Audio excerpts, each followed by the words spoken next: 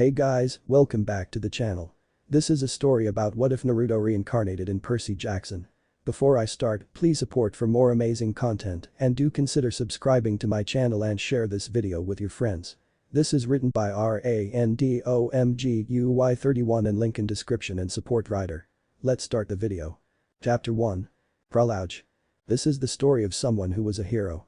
I say was because he died. But a hero never really dies. The deity, one even greater than the earth goddess herself, was interested in this hero. And trust me when I say this, it's never good when a god is interested in you. This deity offered the hero a chance. A chance to help more people than he ever had before. A chance to have an actual family. There was a catch, of course. The hero would fight the greatest evils this new world had. The deity, simply called Chaos, gave the hero a new set of eyes and a power not unlike what the hero had used in his past life. And with that, our story begins. That hero was called Naruto Uzumaki, hero of the shinobi world. I am now Percy Jackson, hero of Olympus. Chapter 2. I vaporize my pre-algebra teacher. I accidentally vaporize my pre-algebra teacher. I could start at any point in my new life to prove it, but things really started going bad last May when our 6th grade class took a field trip to Manhattan. 28 mental case kids and 2 teachers on a yellow school bus heading to the Metropolitan Museum of Art to look at ancient Greek and Roman stuff. I know it sounds boring. Most Yancey field trips were. But Mr. Brunner, our Latin teacher, was leading this trip, so I had hopes. Mr. Brunner was this middle-aged guy in a motorized wheelchair and he somewhat reminded me of the third Hokage. He had thinning hair and a scruffy beard and a frayed tweed jacket which always smelled like coffee. He told stories and jokes and let us play games in class. He also had this awesome collection of Roman armor and weapons, so he was the only teacher whose class didn't put me to sleep. I hoped the trip would be okay. At least, I hoped that for once I wouldn't get in trouble. Boy, was I wrong. See, bad things happen to me on field trips. I'm pretty sure my bad luck from my last life followed me to this one. Like at my 5th grade school, when we went to the Saratoga battlefield, I had this accident with a Revolutionary War cannon. I wasn't aiming for the school bus, but of course I got expelled anyway. And before that, at my 4th grade school, when we took a behind-the-scenes tour of the Marine World Shark Pool, I sort of hit the wrong lever on the catwalk and our class took an unplanned swim. And the time before that, well, you get the idea. This trip, I was determined to be good. All the way into the city, I put up with Nancy Bobofit, the freckly, retarded kleptomaniac girl, hitting my best friend Grover in the back of the head with chunks of peanut butter and ketchup sandwich. Grover was an easy target. He was scrawny. He cried when he got frustrated. He must have been held back several grades because he was the only 6th grader with acne and the start of a wispy beard on his chin. On top of all that, he was crippled. He had a note excusing him from PE for the rest of his life because he had some kind of muscular disease in his legs. He walked funny, like every step hurt him, but don't let that fool you.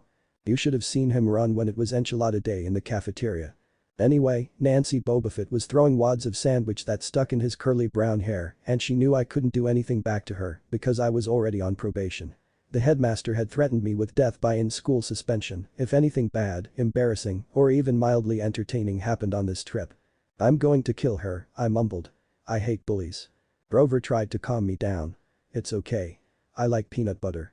He dodged another piece of Nancy's lunch. That's it. I started to get up, ready to introduce her to my fists, but Grover pulled me back to my seat. You're already on probation, he reminded me. You know who'll get blamed if anything happens. Looking back on it, I wish I'd decked Nancy Bobofit right then and there. In-school suspension would have been nothing compared to the mess I was about to get myself into. Mr. Brunner led the museum tour. He rode up front in his wheelchair, guiding us through the big etchy galleries, past marble statues and glass cases full of really old black and orange pottery. It blew my mind that this stuff had survived for 2,000, 3,000 years. He gathered us around a 13-foot-tall stone column with a big sphinx on the top and started telling us how it was a grave marker, a stele, for a girl about our age. He told us about the carvings on the sides. I was trying to listen to what he had to say because it was kind of interesting, but everybody around me was talking and every time I told them to shut up, the other teacher chaperone, Mrs. Dodds, would give me the evil eye. Mrs. Dodds was this little math teacher from Georgia who always wore a black leather jacket even though she was 50 years old. She looked mean enough to ride a Harley right into your locker. She had come to Yancey halfway through the year when our last math teacher had a nervous breakdown. From her first day, Mrs. Dodds loved Nancy Bobofit and figured I was devil spawn. She would point her crooked finger at me and say, "Now, honey, real sweet," and I knew I was going to get after school detention for a month. One time, after she'd made me erase answers out of old math workbooks until midnight, I told Grover I didn't think Mrs. Dodds was human. He looked at me, real serious, and said, "You're absolutely right." Mr. Brunner kept talking about Greek funeral art. Finally, Nancy Bobofit snickered something about the naked guy on the stele, and I turned around and said, "Will you shut up?" It came out louder than I meant it to. The whole group laughed. Mr. Brunner stopped his story. "Mr. Jackson," he said, "did you have a comment?" My face was totally red. I said, "No sir." Mr. Brunner pointed to one of the pictures on the stele. "Perhaps you'll tell us what this picture represents." I looked at the carving and felt some relief because I recognized it. That's Kronos eating his kids, right? "Yes," Mr. Brunner said, obviously not satisfied. "And he did this because..." Well, I racked my brain to remember. Kronos was the king god and… God? Mr. Brunner asked. Titan, I corrected myself. And he didn't trust his kids, who were the gods. So, Kronos ate them, right? But his wife hid baby Zeus and gave Kronos a rock to eat instead. And later, when Zeus grew up, he tricked his dad, Kronos, into barfing up his brothers and sisters. "Ew," said one of the girls behind me. "And so, there was this big fight between the gods and the titans," I continued, "and the gods won." Some snickers from the group. Behind me, Nancy Bobofit mumbled to a friend, like we're going to use this in real life. Like it's going to say on our job applications, "Please explain why Kronos ate his kids." "And why, Mr. Jackson," Brunner said, to paraphrase Miss Bobofit's excellent question, "does this matter in real life?" "Busted," Grover muttered. "Shut up," Nancy hissed, her face even brighter red than her hair. At least Nancy got packed, too. Mr. Brunner was the only one who ever caught her saying anything wrong. He had radar ears. I thought about his question and shrugged. "I don't know sir." "I see." Mr. Brunner looked disappointed. "Well, half credit Mr. Jackson. Zeus did indeed feed Kronos a mixture of mustard and wine, which made him disgorge his other 5 children, who, of course, being immortal gods, had been living and growing up completely undigested in the Titan's stomach. The gods defeated their father, sliced him to pieces with his own scythe, and scattered his remains in Tartarus, the darkest part of the underworld. On that happy note, it's time for lunch. Mrs. Dodds, would you lead us back outside?" The class drifted off, the girls holding their stomachs, the guys pushing each other around and acting like doofuses. Grover and I were about to follow when Mr. Brunner said, "Mr. Jackson." I knew that was coming. I told Grover to keep going. Then I turned toward Mr. Brunner. "Sir?" Mr. Brunner had this look that wouldn't let you go, intense brown eyes that could have been 1,000 years old and had seen everything. "You must learn the answer to my question," Mr. Brunner told me. "About the Titans. About real life. And how your studies apply to it." "Oh. What you learn from me," he said, "is vitally important. I expect you to treat it as such. I will accept only the best from you, Percy Jackson." I felt annoyed. Well, compared to Iruka-sensei, he was certainly a more interesting teacher. This guy pushed me so hard. I mean, sure, it was cool on tournament days when he dressed up in a suit of Roman armor and shouted, "What ho!" and challenged us, sword point against chalk, to run to the board and name every Greek and Roman person who had ever lived and their mother and what god they worshipped. But Mr. Brunner expected me to be as good as everybody else, despite the fact that I have dyslexia and attention deficit disorder and I had never made above a B in my life. No, he didn't expect me to be as good. He expected me to be better. And I just could barely learn all those names and facts, much less spell them correctly. I mumbled something about trying harder, while Mr. Brunner took one long sad look at the stele, like he'd been at this girl's funeral. He told me to go outside and eat my lunch. The class gathered on the front steps of the museum, where we could watch the foot traffic along 5th Avenue. Overhead, a huge storm was brewing, with clouds blacker than I'd ever seen over the city. I figured maybe it was global warming or something, because the weather all across New York State had been weird since Christmas. We'd had massive snowstorms, flooding, wildfires from lightning strikes. I wouldn't have been surprised if this was a hurricane blowing in. Nobody else seemed to notice. Some of the guys were pelting pigeons with Lunchables crackers. Nancy Bobofit was trying to pickpocket something from a lady's purse and, of course, Mrs. Dodds wasn't seeing a thing. Grover and I sat on the edge of the fountain, away from the others. We thought that maybe if we did that, everybody wouldn't know we were from that school, the school for loser freaks who couldn't make it elsewhere. "Detention?" Grover asked. "Nah," I said. "Not from Brunner. I just wish he'd lay off me sometimes. I mean, I'm not a genius." Grover didn't say anything for a while. Then, when I thought he was going to give me some deep philosophical comment to make me feel better, he said, "Can I have your apple?" I didn't have much of an appetite, so I let him take it. I watched a stream of cabs going down Fifth Avenue and thought about my mom's apartment only a little ways uptown from where we sat. I hadn't seen her since Christmas. I wanted so bad to jump in a taxi and head home. She'd hug me and be glad to see me, but she'd be disappointed, too. She'd send me right back to Yancey, remind me that I had to try harder, even if this was my sixth school in 6 years and I was probably going to be kicked out again. I wouldn't be able to stand that sad look she'd give me. Mr. Brunner parked his wheelchair at the base of the handicapped ramp. He ate celery while he read a paperback novel. A red umbrella stuck up from the back of his chair, making it look like a motorized cafe table. I was about to unwrap my sandwich when Nancy Bobofit appeared in front of me with her ugly friends. I guess she'd gotten tired of stealing from the tourists and dumped her half-eaten lunch in Grover's lap.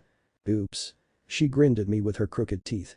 Her freckles were orange, as if somebody had spray-painted her face with liquid Cheetos.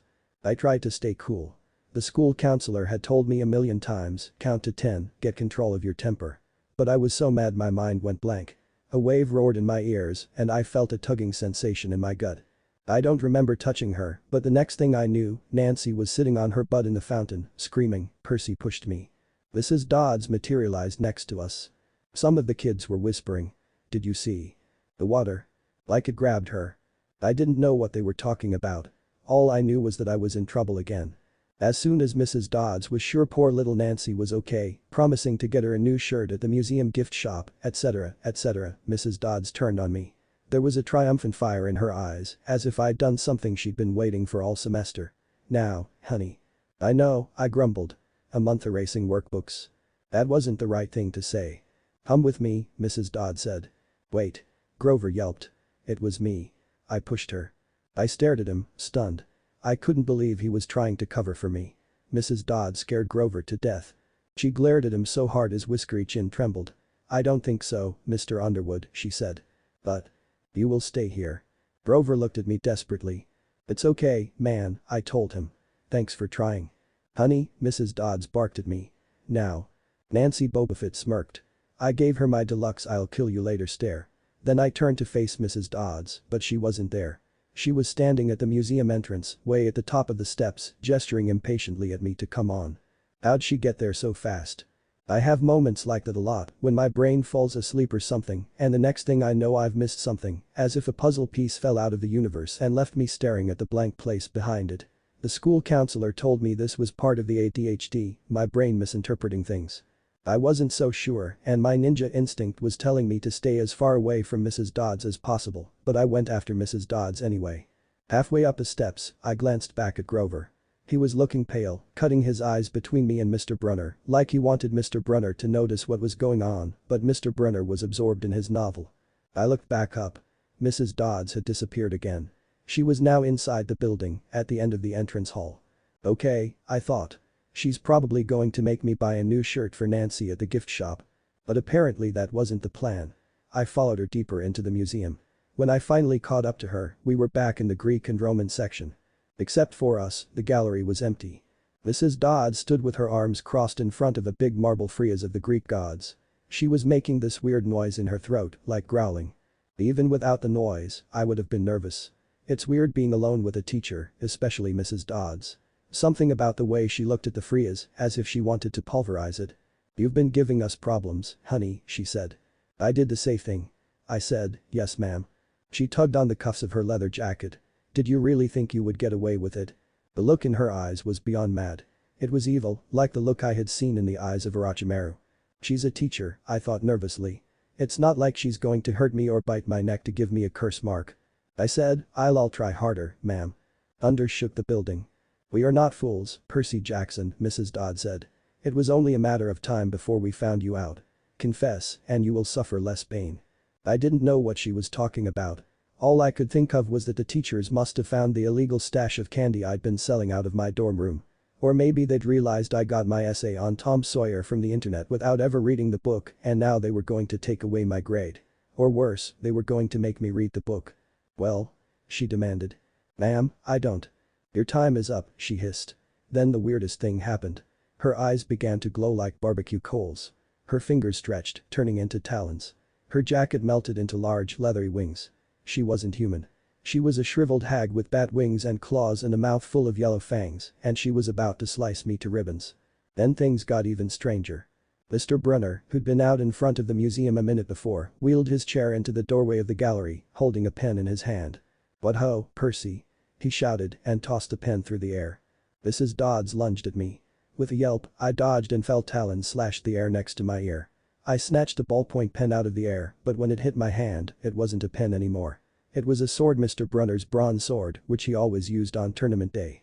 Mrs. Dodds spun toward me with a murderous look in her eyes. Within a single second, my body shifted to face her, the sword in my right hand with the tip pointing at her. She snarled, "Die, honey." And she flew straight at me. I had no experience with swords, so I did the only thing that came naturally. I swung it. The metal blade hit her shoulder and passed clean through her body, as if she were made of water. Hiss. Mrs. Dodds was a sand castle in a power fan. She exploded into yellow powder, vaporized on the spot, leaving nothing but the smell of sulfur and a dying screech and a chill of evil in the air, as if those two glowing red eyes were still watching me. I was alone. There was a ballpoint pen in my hand. Mr. Brunner wasn't there. Nobody was there but me. My hands were trembling. My lunch must have been contaminated with magic mushrooms or something. Had I imagined the whole thing? I went back outside. It had started to rain. Grover was sitting by the fountain, a museum map tented over his head. Nancy Bobofit was still standing there, soaked from her swim in the fountain, grumbling to her ugly friends. When she saw me, she said, "I hope Mrs. Kerr whipped your butt." I said, "Who?" "Our teacher." "Duh." I blinked. We had no teacher named Mrs. Kerr. I asked Nancy what she was talking about. She just rolled her eyes and turned away. I asked Grover where Mrs. Dodds was. He said, "Who?" But he paused first, and he wouldn't look at me, so I thought he was messing with me. "Not funny, man," I told him. "This is serious." Thunder boomed overhead. I saw Mr. Brunner sitting under his red umbrella, reading his book, as if he'd never moved. I went over to him. He looked up, a little distracted. "Ah, that would be my pen. Please bring your own writing utensil in the future, Mr. Jackson." I handed Mr. Brunner his pen. I hadn't even realized I was still holding it. "Sir," I asked, "where's Mrs. Dodds?" He stared at me blankly. "Who?" "The other chaperone. Mrs. Dodds. The pre-algebra teacher." He frowned and sat forward, looking mildly concerned. "Percy, there is no Mrs. Dodds on this trip. As far as I know, there has never been a Mrs. Dodds at Yancey Academy. Are you feeling alright?" Chapter 3. 3 old ladies knit the socks of death. 2. 3 old ladies knit the socks of death. I was used to the occasional weird experience, but usually they were over quickly. This 24/7 hallucination was more than I could handle. For the rest of the school year, the entire campus seemed to be playing some kind of joke on me. The students acted as if they were completely and totally convinced that Mrs. Kerr, a perky blonde woman whom I'd never seen in my life until she got on our bus at the end of the field trip, had been our pre-algebra teacher since Christmas. I would often spring a Mrs. Dodds reference on somebody just to see if I could make them slip up, but they would just look at me like I was stupid. It got so I almost believed them. Almost. I could tell that Grover was lying. Mr. Brunner too, but he hid it so well that I almost missed it. I started feeling cranky and irritable most of the time. My grades slipped from C's to D's. I got into fights with Nancy Bobofit more frequently. I was sent out into the hallway almost every other class. As exam week got closer, I studied especially for the Latin test. I remembered what Mr. Brunner had told me about this subject being life and death for me, and I believed him. The evening before my final, I got so frustrated I threw the Cambridge Guide to Greek Mythology across my dorm room. Words had started swimming off the page, circling my head, the letters doing 180s as if they were riding skateboards. I paced the room, worried that if I failed this test I might get kicked out of my third school. I took a deep breath. I picked up the mythology book. I'd never asked a teacher for help before. Maybe if I talked to Mr. Brunner, he could give me some pointers. I walked downstairs to the faculty offices. Most of them were dark and empty, but Mr. Brunner's door was ajar, light from his window stretching across the hallway floor. I was 3 steps from the door handle when I heard voices inside the office. Mr. Brunner asked a question. A voice that was definitely Grover's said, "Worried about Percy, sir." I froze. I was going to leave, thinking it to be rude to eavesdrop, but since I heard my name I figured I should listen. "Alone this summer," Grover was saying. "I mean, a kindly one in the school. Now that we know for sure, and they know too. We would only make matters worse by rushing him," Mr. Brunner said. "But he may not have time. The summer solstice deadline will have to be resolved without him, Grover. Let him enjoy his ignorance while he still can." "Sir," he saw her. "His imagination," Mr. Brunner insisted. "The mist over the students and staff will be enough to convince him of that." "Sir, I can't fail in my duties again." Grover's voice was choked with emotion. You know what that would mean. You haven't failed, Grover, Mr. Brunner said kindly. I should have seen her for what she was. Now let's just worry about keeping Percy alive until next fall. I gasped silently at that. Mr. Brunner went silent. My heart hammering, I clutched the book tightly and backed down the hall. The shadow slid across the lighted glass of Brunner's office door, the shadow of something much taller than my wheelchair-bound teacher, holding something that looked like an archer's bow. I opened the nearest door and slipped inside. A few seconds later I heard a slow clop clop clop, like muffled wood blocks, then a sound like an animal snuffling right outside my door. A large dark shape paused in front of the glass, then moved on. A bead of sweat trickled down my neck.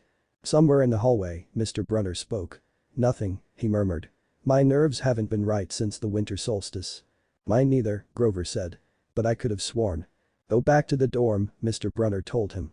You've got a long day of exams tomorrow. Don't remind me. The lights went out in Mr. Brunner's office. I waited in the dark for what seemed like forever. Finally, I slipped out into the hallway and made my way back up to the dorm. Grover was lying on his bed, studying his Latin exam notes like he'd been there all night. Hey, he said, bleary-eyed. You ready for this test? I didn't answer. He frowned. Is everything okay? Just tired. I turned so he couldn't read my expression and started getting ready for bed. One thing was clear. Grover and Mr. Brunner were talking about me behind my back and Mr. S. Dodds was real and was a kindly one. The next afternoon, as I was leaving the 3-hour Latin exam, my eyes swimming with all the Greek and Roman names I'd almost misspelled, Mr. Brunner called me back inside. For a moment, I was worried he found out about my eavesdropping the night before, but that didn't seem to be it. Percy, he said. Don't be discouraged if you don't return to Yancey. It's for the best. His tone was kind, but the words still stung. I mumbled, okay, sir. I mean Mr. Brunner wheeled his chair back and forth like he wasn't sure what to say. This isn't the right place for you. It was only a matter of time. My hands clenched into fists. Here was my second favorite teacher telling me I couldn't handle it. After saying he believed in me all year, now he was telling me I was destined to get kicked out. Right, I said, calming myself. There must be a reason why he's saying this. No, Mr. Brunner said. Oh, confound it all. What I'm trying to say, you're not normal, Percy. That's nothing to be. Reason or not, I've had enough. Thanks, I blurted. Thanks a lot, sir, for reminding me. Percy. But I was already gone. On the last day of the term, I shoved my clothes into my suitcase. The other guys were joking around, talking about their vacation plans. One of them was going on a hiking trip to Switzerland. Another was cruising the Caribbean for a month. They were juvenile delinquents, like me, but they were rich juvenile delinquents. Their daddies were executives or ambassadors or celebrities. I was a nobody from a family of nobodies. They asked me what I'd be doing this summer and I told them I was going back to the city. Oh, one of the guys said. That's cool. They went back to their conversation as if I'd never existed. The only person I dreaded saying goodbye to was Grover, but as it turned out, I didn't have to. He'd booked a ticket to Manhattan on the same bus as I had, so we were together again, heading into the city. During the whole bus ride, Grover kept glancing nervously down the aisle, watching the other passengers. It occurred to me that he'd always acted nervous and fidgety when we left Yancey, as if he expected something bad to happen. Finally, I couldn't stand it anymore. I said, looking for kindly ones. Grover nearly jumped out of his seat. Wow, what do you mean? I confessed about eavesdropping on him and Mr. Brunner the night before the exam. Grover's eye twitched. How much did you hear? Oh, not much. What's the summer solstice deadline? He winced. Look, Percy, I was just worried for you, see? I mean, hallucinating about demon math teachers. Grover. And I was telling Mr. Brunner that maybe you were overstressed or something because there was no such person as Mrs. Dodds, and… Grover, you're a really bad liar. His ears turned pink. From his shirt pocket, he fished out a grubby business card. Just take this, okay? In case you need me this summer. The card was in fancy script, which was murder on my dyslexic eyes, but I finally made out something like Grover Underwood. Keeper. Half-Blood Hill. Long Island, New York. 800-009-0009. What's half? Don't say it aloud. He yelped. That's my, summer address. Okay, I said. So, like, if I want to come visit your mansion. Might be an interesting experience, I guess, seeing how the rich live. He nodded. Or if you need me. If I need you? Grover blushed right down to his Adam's apple. Look, Percy, the truth is, I kind of have to protect you. I stared at him. The whole year, I'd gotten in fights, keeping bullies away from him, and here he was acting like he was the one who defended me. "Grover," I said, "what exactly are you protecting me from?" There was a huge grinding noise under our feet. Black smoke poured from the dashboard and the whole bus filled with a smell like rotten eggs. The driver cursed and managed to get the bus over to the side of the highway. After a few minutes clanking around in the engine compartment, the driver said that we'd all have to get off. We were on a stretch of country road. On our side of the highway was nothing but maple trees and litter from passing cars. On the other side, across 4 lanes of asphalt shimmering with afternoon heat, was an old-fashioned fruit stand. The stuff on sale looked really good. Heaping boxes of blueberry cherries and apples, walnuts and apricots, jugs of cider and a clawfoot tub full of ice. There were no customers, just 3 old ladies sitting in rocking chairs in the shade of a maple tree, knitting the biggest pair of socks I'd ever seen. These socks were the size of sweaters, but they were clearly socks. The lady on the right knitted one of them. The lady on the left knitted the other. The lady in the middle held an enormous basket of electric blue yarn. All 3 women looked ancient, with pale faces wrinkled like fruit leather, silver hair tied back in white bandanas, bony arms sticking out of bleached cotton dresses. The weird thing was, they seemed to be looking right at me. I looked over at Grover to say something about this and saw that the blood had drained from his face. His nose was twitching. "Grover," I said. "You okay? Tell me they're not looking at you. They are, aren't they?" "Yeah. You think I would fit inside that?" "Not funny, Percy. Not funny at all." The old lady in the middle took out a huge pair of scissors, gold and silver, long-bladed, like shears. I heard Grover catch his breath. "We're getting on the bus," he told me. "Come on." "What?" "No," I said. "It's like 1,000 degrees in there." "Come on." He pried open the door and climbed inside. Across the road, the old ladies were still watching me. The middle one cut the yarn, and I could hear that snip across 4 lanes of traffic. Her 2 friends balled up the electric blue socks, leaving me wondering who they could possibly be for. At the rear of the bus, the driver wrenched a big chunk of smoking metal out of the engine compartment. The bus shuddered and the engine roared back to life. The passengers cheered. "Darn right," yelled the driver. He slapped the bus with his hat. "Everybody back on board." Once we got going, I started feeling feverish. Grover didn't look much better. He was shivering and his teeth were chattering. "Grover?" "Yeah? Could you tell me what the hell is going on?" He dabbed his forehead with his shirt sleeve. "Percy, what did you see back at the fruit stand?" "You mean the old ladies? They're not like Mrs. Dodds, are they?" His expression told me that the fruit stand ladies were something much worse than Mrs. Dodds. He said, "Just tell me what you saw." The middle one took out her scissors and she cut the yarn. He closed his eyes and made a gesture with his fingers that was similar to a cross. He said, "You saw her snip the cord." "Yeah. So?" But even as I said it, I knew it was a big deal. "This is not happening," Grover mumbled. He started chewing at his thumb. "I don't want this to be like the last time." "Last time?" "Always 6th grade. They never get past 6th. "Grover," I said, because he was really starting to worry me. "What are you talking about?" "Let me walk you home from the bus station. Promise me." This seemed like a strange request to me, but I promised he could. "Is this like a superstition or something?" I asked. No answer. "Grover, that snipping of the yarn. Does that mean somebody is going to die?" He just looked at me mournfully. Chapter 4. Grover loses his pants. 3. Grover loses his pants. I ditched Grover as soon as we got to the bus terminal. I know it wasn't nice, but Grover was starting to annoy me, looking at me like I was a dead man, which I technically was, but he didn't need to know that, muttering, "Why does this always happen? And why does it always have to be 6th grade?"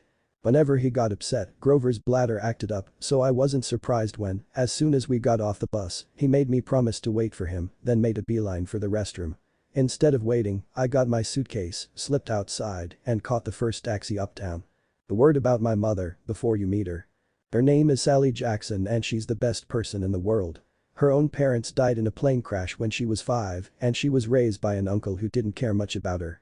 She wanted to be a novelist, so she spent high school working to save enough money for a college with a good creative writing program. Then her uncle got cancer and she had to quit school her senior year to take care of him.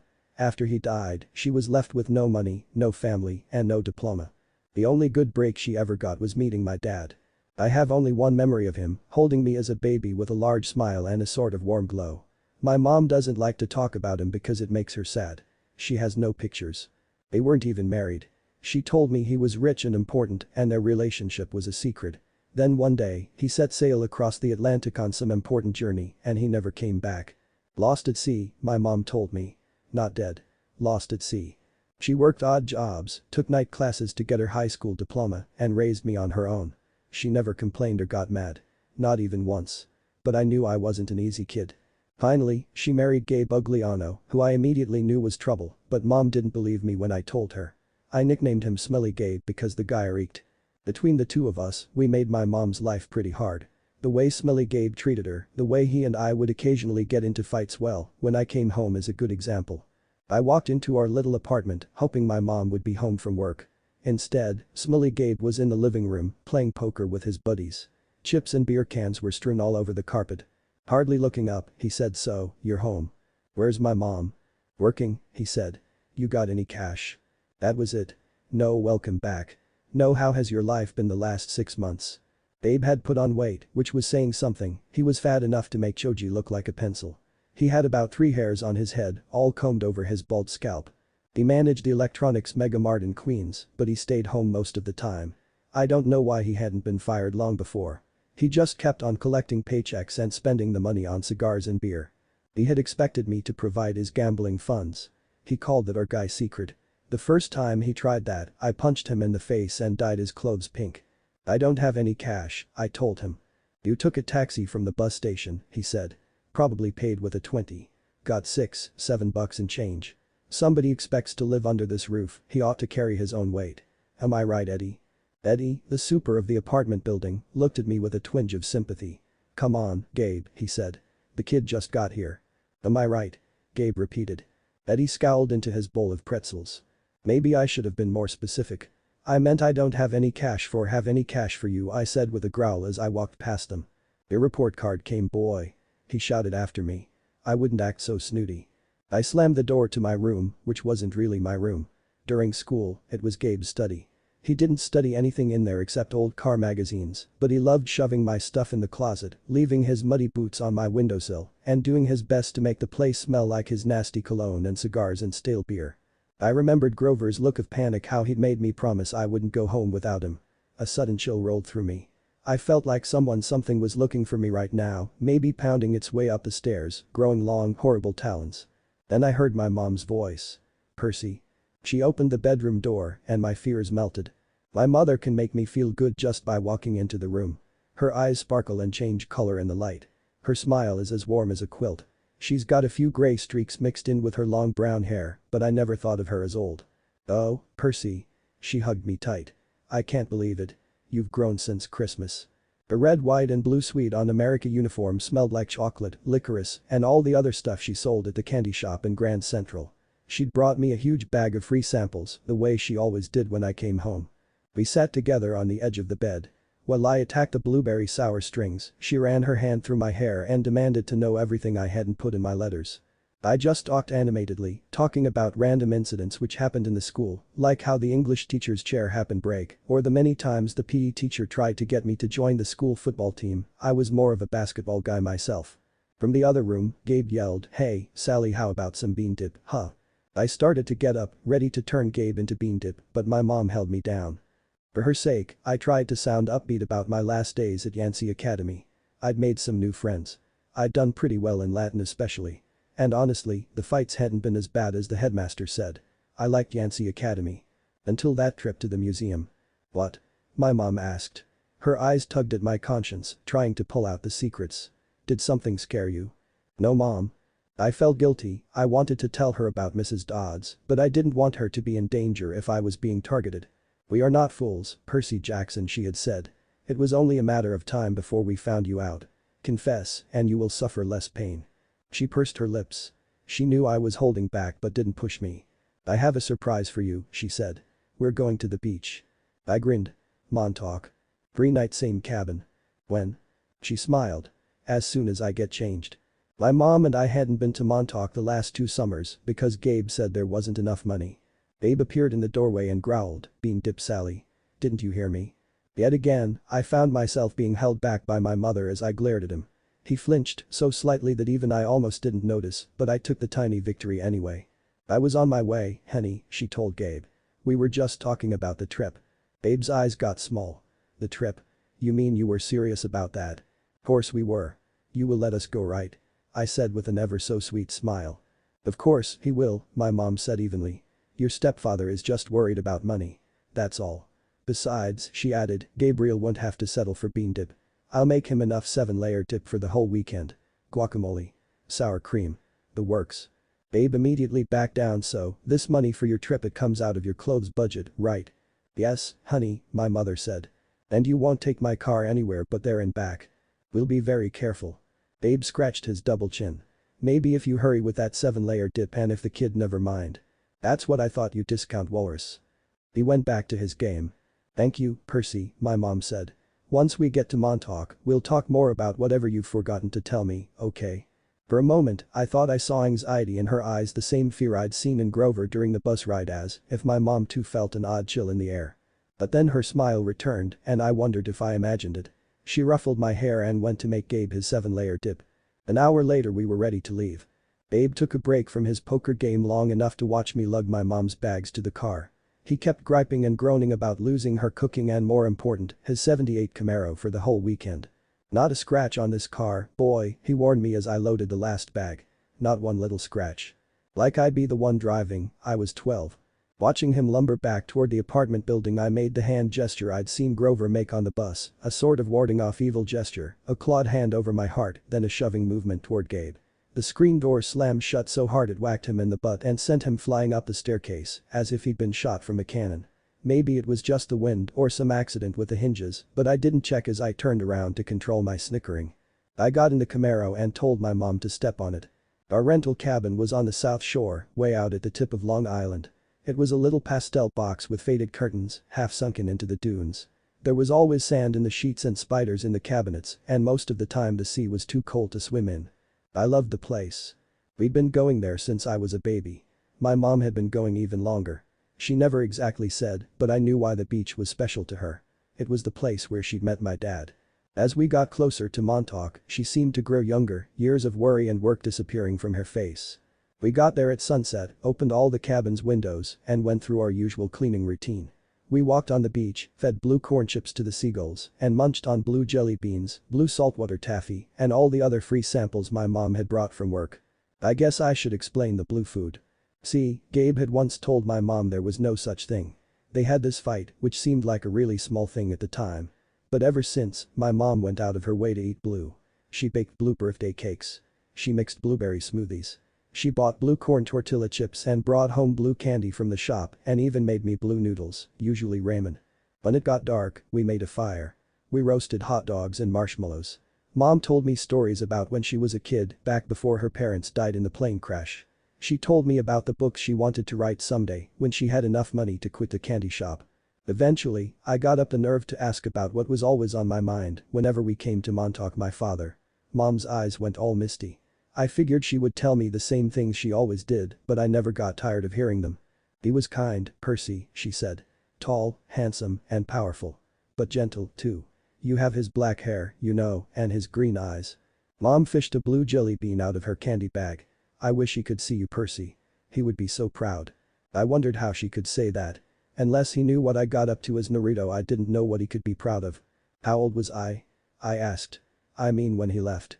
I knew the answer. Exactly 7 months and 4 days, but I wanted to hear it from her. She watched the flames. He was only with me for 1 summer, Percy. Right here at this beach. This cabin. But he knew me as a baby. No, honey. He knew I was expecting a baby, but he never saw you. He had to leave before you were born. Now I knew something was off. Mom never lied, especially to me. I felt angry at my father. Maybe it was stupid, but I resented him for going on that ocean voyage, for not having the guts to marry my mom. He'd left us, and now we were stuck with smelly Gabe.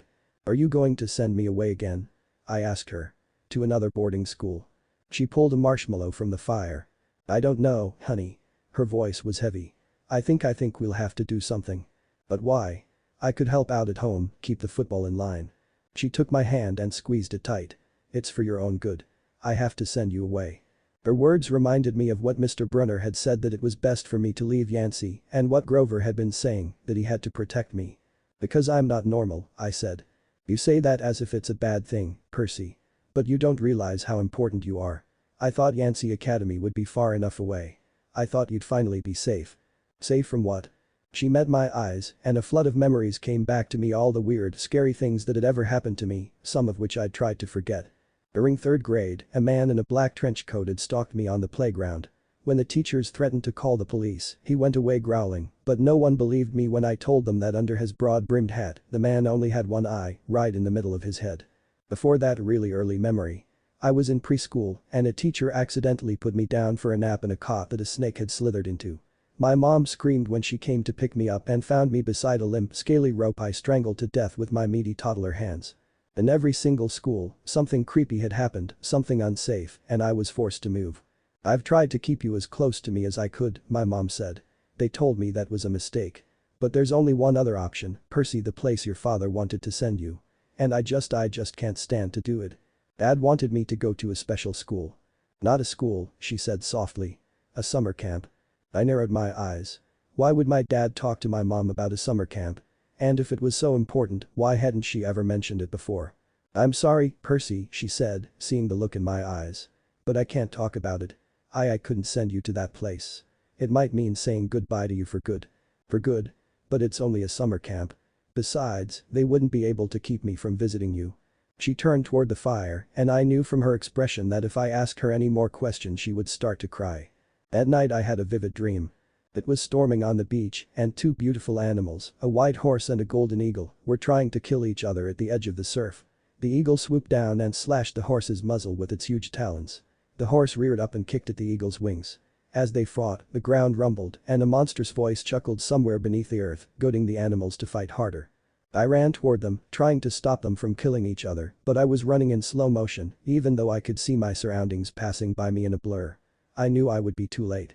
I saw the eagle dive down, its beak aimed at the horse's wide eyes, and I screamed, "No." The dream faded away, and I was standing at the edge of a red cliff as I stared out onto the infinite darkness. I knew where I was, I'd been here once. Sure enough, there he was, a slight outline of gray as what seemed like a head leaned down, his pale silver eyes looking straight at me, like he could see through my soul. "Hello. Haven't seen you in a while, Chaos," I said without a trace of fear on me. I knew this was a being who could kill me with a thought. Against a force like that, there was no point in feeling fear. Being afraid never helped anyone. The being chuckled with a voice deeper than the Grand Canyon. "You're as impertinent as last time, Perseus Jackson, or should I say, Naruto Uzumaki." I felt no surprise that he knew who I'd been in my past life, he'd been the one who brought me to this one after all. "Well, I know you didn't bring me here after 12 years for a meet and greet, so please, get to the point. I can feel a presence outside the door and it doesn't feel like a human's." Rather than being offended, the being just shook its head like saying he's hopeless and said, "You are correct. Do you remember what I told you when I brought you here?" I nodded grimly. "Kinda hard to forget when you're basically given a prophecy saying that I'd fight the worst of this world's deities. Your story starts now. I thought it might help you if I gave you a little warning. Now wake. Your sadder friend is getting impatient." I just looked at him, confused as the world faded to darkness. Sadder as in the half-goats from Mr. Brunner's stories. I woke with a start. Outside, it was storming, the kind of storm that cracks trees and blows down houses. But the next thunderclap, my mom woke. She sat up, eyes wide, and said, "Hurricane." I thought that was crazy. Long Island never sees hurricanes this early in the summer. But the ocean seemed to have forgotten. Over the roar of the wind, I heard a distant bellow, an angry, tortured sound that made my hair stand on end. I suddenly felt my danger sense going crazy as I looked towards the door, feeling the beast which rushed to where I currently was. Then a much closer noise, like mallets in the sand. A desperate voice, someone yelling, pounding on our cabin door. My mother sprang out of bed in her nightgown and threw open the lock. Grover stood framed in the doorway against a backdrop of pouring rain. But he wasn't exactly Grover. "Searching all night," he gasped. "What were you thinking?" My mother looked at me in terror, not scared of Grover, but of why he'd come. "Percy," she said, shouting to be heard over the rain. "What happened at school? What didn't you tell me?" "Ozu kai aloi theoi," he yelled. "It's right behind me. Didn't you tell her?" I registered that he'd just cursed in ancient Greek and I'd understood him perfectly.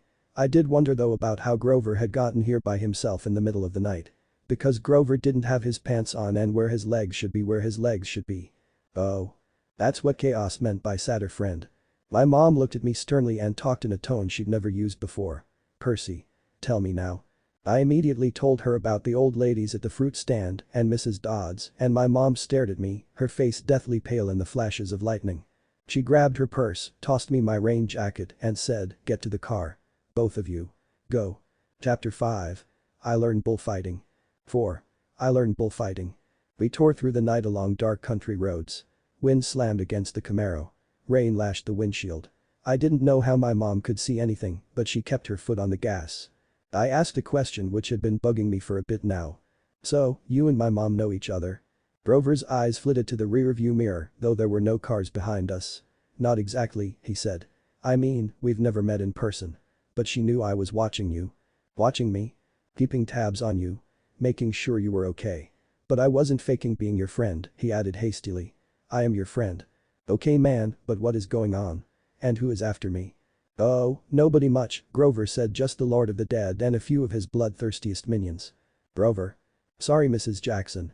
Could you drive faster, please?" My mom made a hard left. We swerved onto a narrower road, racing past darkened farmhouses and wooded hills and pick your own strawberry signs on white picket fences. "Where are we going?" I asked. "The summer camp I told you about." My mother's voice was tight. She was trying for my sake not to be scared. "The place your father wanted to send you." "The play summer camp?" "Please, dear," my mother begged. "This is hard enough. Try to understand. You're in danger." "I can see that, but how? Just because 3 old ladies cut some yarn." "Those weren't old ladies," Grover said. "Those were the fates. Do you know what it means, the fact they appeared in front of you? They only do that when someone's about to die." "Whoa. You said you." "No, I didn't. I said someone." "You meant you. As in me." "I meant you, like someone. Not you. Boys." My mom said. She pulled the wheel hard to the right and I got a glimpse of a figure she'd swerved to avoid, a dark fluttering shape now lost behind us in the storm. I hoped I was imagining things because that thing was huge if that was anything to go by. "We're almost there," my mother said quietly. "Another mile. Please. Please. Please." I didn't know where there was, but I found myself leaning forward in the car, anticipating, waiting for us to arrive. Outside, nothing but rain and darkness, the kind of empty countryside you get way out on the tip of Long Island. I thought about Mrs. Dodds and the moment when she changed into the thing with pointed teeth and leathery wings. Suddenly, I snapped up and yelled, "Incoming." I kicked open the door and while my mom and Grover yelled, I grabbed Grover from the scruff of his shirt and grabbed the entire seat my mom was seated on and jumped. Not a moment too soon too, the moment the car was hardly 5 meters away from us when a bolt of lightning struck the car, causing it to swerve into a ditch. "Percy." My mom shouted. "You guys okay?" I asked in worry as I turned around to look at both of them. Grover was just looking at me. "How did you run?" he suddenly yelled as he jumped and pointed at the way we had come from. In a flash of lightning, through the mud-spattered rear windshield, I saw it, the figure lumbering toward us on the shoulder of the road. The sight of it made my skin crawl. It was a dark silhouette of a huge guy, like a football player. He seemed to be holding a blanket over his head. His top half was bulky and fuzzy. His upraised hands made it look like he had horns.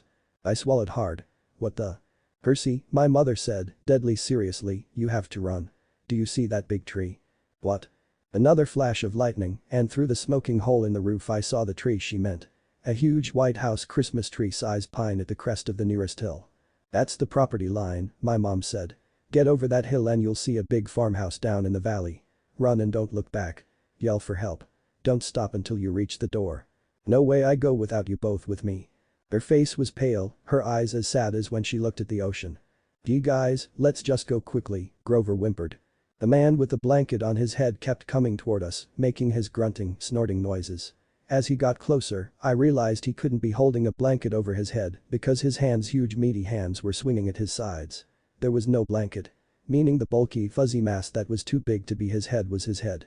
And the points that looked like horns were horns. "He doesn't want us," my mother told me. "He wants you. Besides, I can't cross the property line."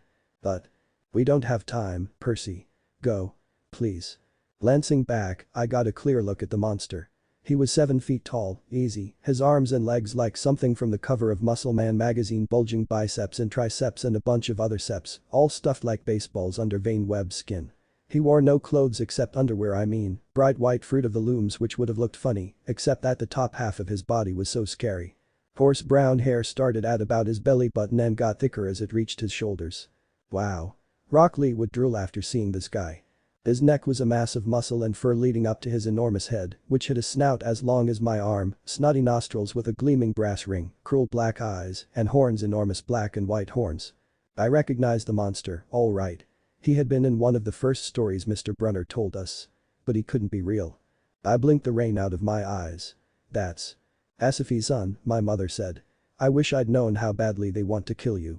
But he's the Min. Don't say his name, she warned. Names have power. The pine tree was still way too far, 100 yards uphill at least.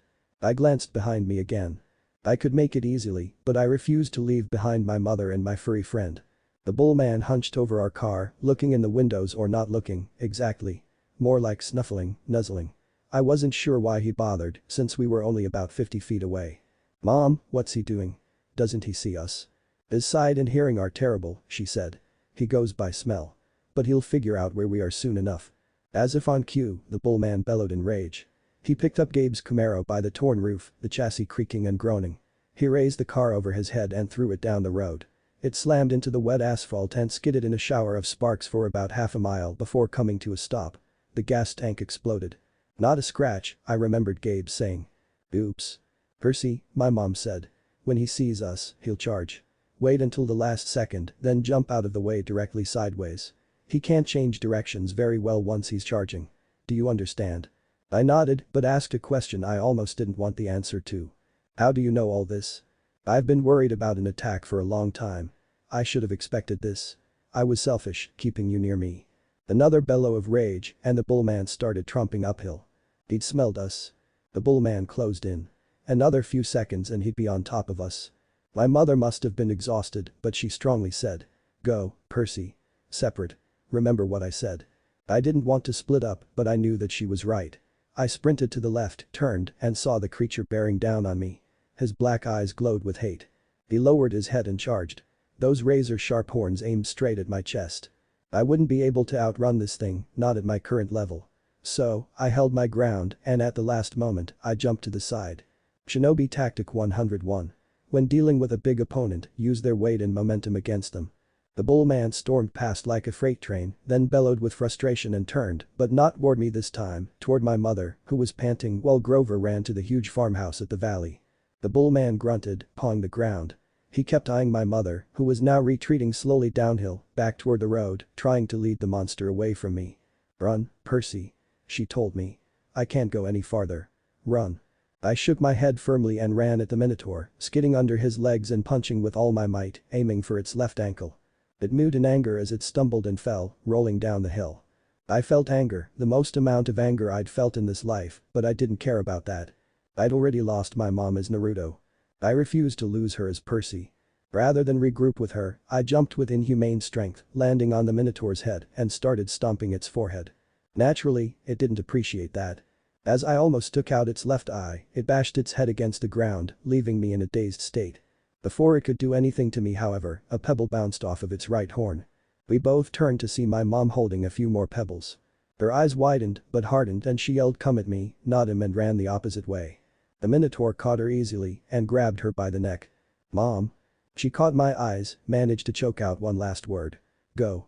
Then, with an angry roar, the monster closed his fists around my mother's neck and she dissolved before my eyes, melting into light, a shimmering golden form, as if she were a holographic projection.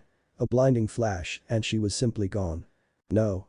I felt all that anger fade into despair of failing the one person who stood by me this life. The despair turned into anger again, but this time, I felt strangely detached to myself, like I was the passenger rather than the driver of my body. I felt a stinging sensation in my eyes, but I didn't care about that either. All I knew was, this overgrown cow would pay. The bull man turned towards me, snorting mockingly. I dashed forwards. In an instant, I was in front of it, crossing the distance of 10 meters in an instant. I punched at its heart and felt a couple of its ribs crack as it went flying. My eyes widened slightly though, when I saw it get back up like it hadn't even been touched. The bull man charged too fast, his arms out to grab me whichever way I tried to dodge. Time slowed down for me. Without thinking, I rolled to one side and came up kneeling. As the monster barreled past, I grabbed on of its horns and kicked the base of the horn. It came off with an agonizing scratching sound. It roared in anger and rushed at me again. I simply kneeled on the ground, holding the horn with both hands and thrust at the same spot I had punched before. The bull man roared in agony and flailed, clawing at his chest, then began to disintegrate, not like my mother, in a flash of golden light, but like crumbling sand, blown away in chunks by the wind, the same way Mrs. Dodds had burst apart. The monster was gone. The rain had stopped. The storm still rumbled, but only in the distance. I smelled like livestock and my knees were shaking. My head felt like it was splitting open. I wanted to lie down and cry, but there was Grover, with about 20 kids around my age wearing armor, led by a blonde girl and Mr. Brunner.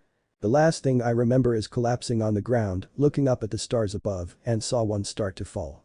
I just wished for my mother to still be alive, and closed my eyes. Chapter 6.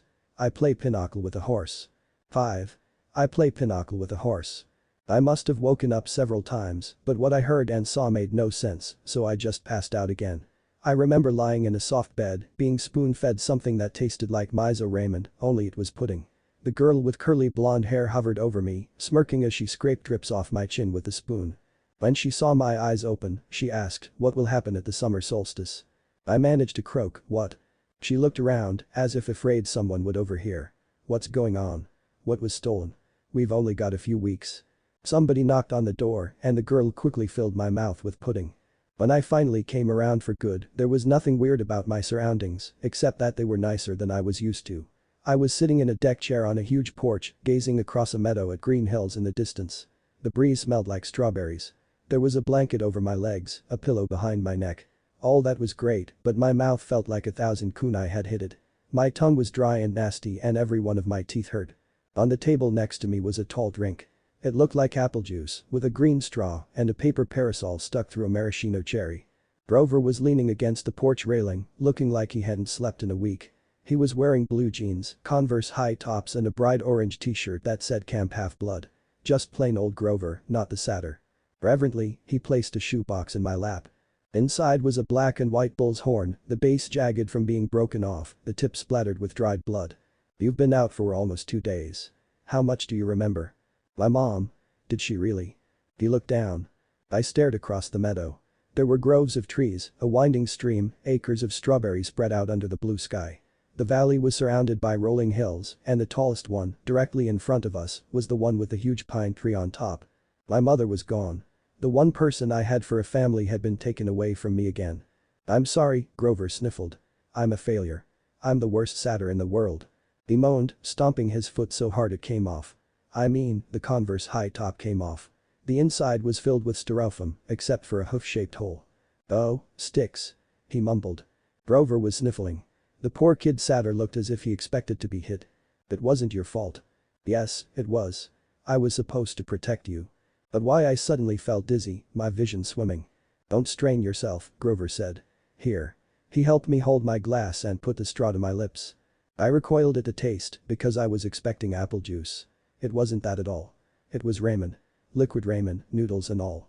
And not just any ramen, Ichiraku's ramen, which I hadn't had for 12 years. Drinking it, my whole body felt warm and good, full of energy. My grief didn't go away, but I felt as if Uriah-sensei had just patted my head, the way he gruffly smiled when he saw me eating like a madman. Before I knew it, I'd drained the glass. I stared into it, sure I'd just had a warm drink, but the ice cubes hadn't even melted. "Was it good?" Grover asked. I nodded. "What did it taste like?" He sounded so wistful. "Ramen," I said. "There was a stall where I used to live." He sighed. "And how do you feel?" "Like I could throw the Minotaur 100 yards. "That's good," he said. "I don't think you could risk drinking any more of that stuff." "Say what now?" He took the empty glass from me gingerly, as if it were dynamite, and set it back on the table. "Come on. Chiron and Mr. D are waiting." We must have been on the north shore of Long Island, because on this side of the house, the valley marched all the way up to the water, which glittered about a mile in the distance. The landscape was dotted with buildings that looked like ancient Greek architecture: an open-air pavilion, an amphitheater, a circular arena, except that they all looked brand new, their white marble columns sparkling in the sun. In a nearby sandpit, a dozen high school-age kids and satyrs played volleyball. Canoes glided across a small lake. Kids in bright orange t-shirts were chasing each other around a cluster of cabins nestled in the woods. Down at the end of the porch, 2 men sat across from each other at a card table.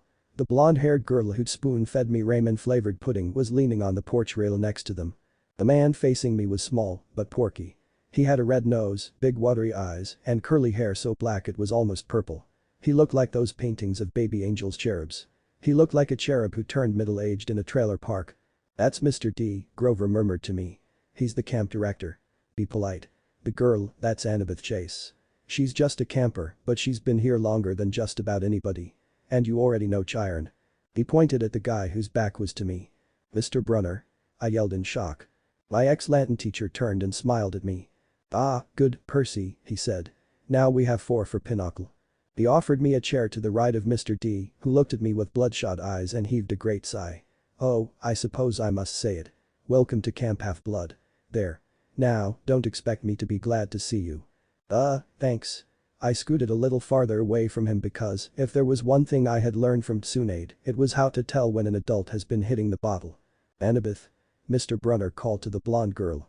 She came forward and Mr. Brunner introduced us. "This young lady nursed you back to health, Percy. Annabeth, my dear, why don't you go check on Percy's bunk? We'll be putting him in cabin 11 for now." "Sure, Chiron," Annabeth said.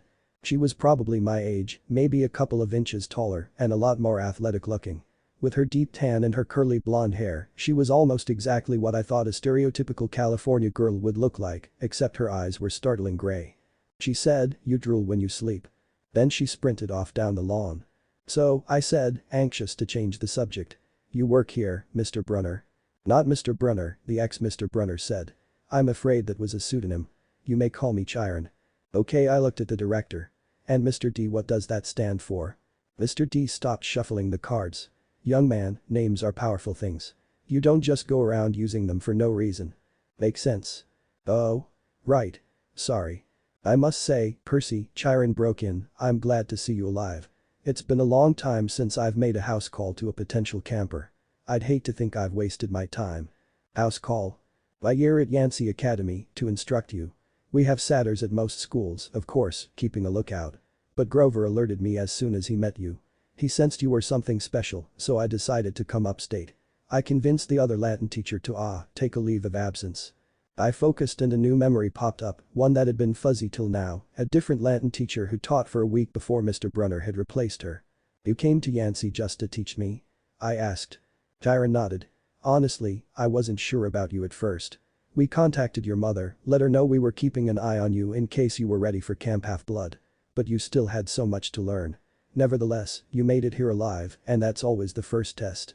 "Grover," Mr. D said impatiently, "are you playing or not?" "Yes sir." Grover trembled as he took the 4th chair. I would wonder why he was so afraid of this pudgy little man, but I knew appearances could be deceiving. "You do know how to play Pinochle?" Mr. D eyed me suspiciously. "I'm afraid not," I said. "I'm afraid not, sir," he said. "Sir," I repeated. This guy was starting to annoy me. "Well," he told me, "it is, along with gladiator fighting and Pac-Man, one of the greatest games ever invented by humans. I would expect all civilized young men to know the rules." "I'm sure the boy can learn," Chiron said. The camp director dealt the cards. Grover flinched every time one landed in his pile. "Young man, are you bidding or not?" "What?" I asked. He explained, impatiently, how you bid in Pinochle, and so I did. "I'm afraid there's too much to tell," Chiron said. "I'm afraid our usual orientation film won't be sufficient." "Orientation film?" I asked, that sounded good. "No," Chiron decided. "Well, Percy. You know your friend Grover is a satyr. You know he pointed to the horn in the shoebox that you have killed the Minotaur. No small feat, either, lad. What you may not know is that great powers are at work in your life. Gods, the forces you call the Greek gods, are very much alive." I stared at the others around the table. That would explain a lot.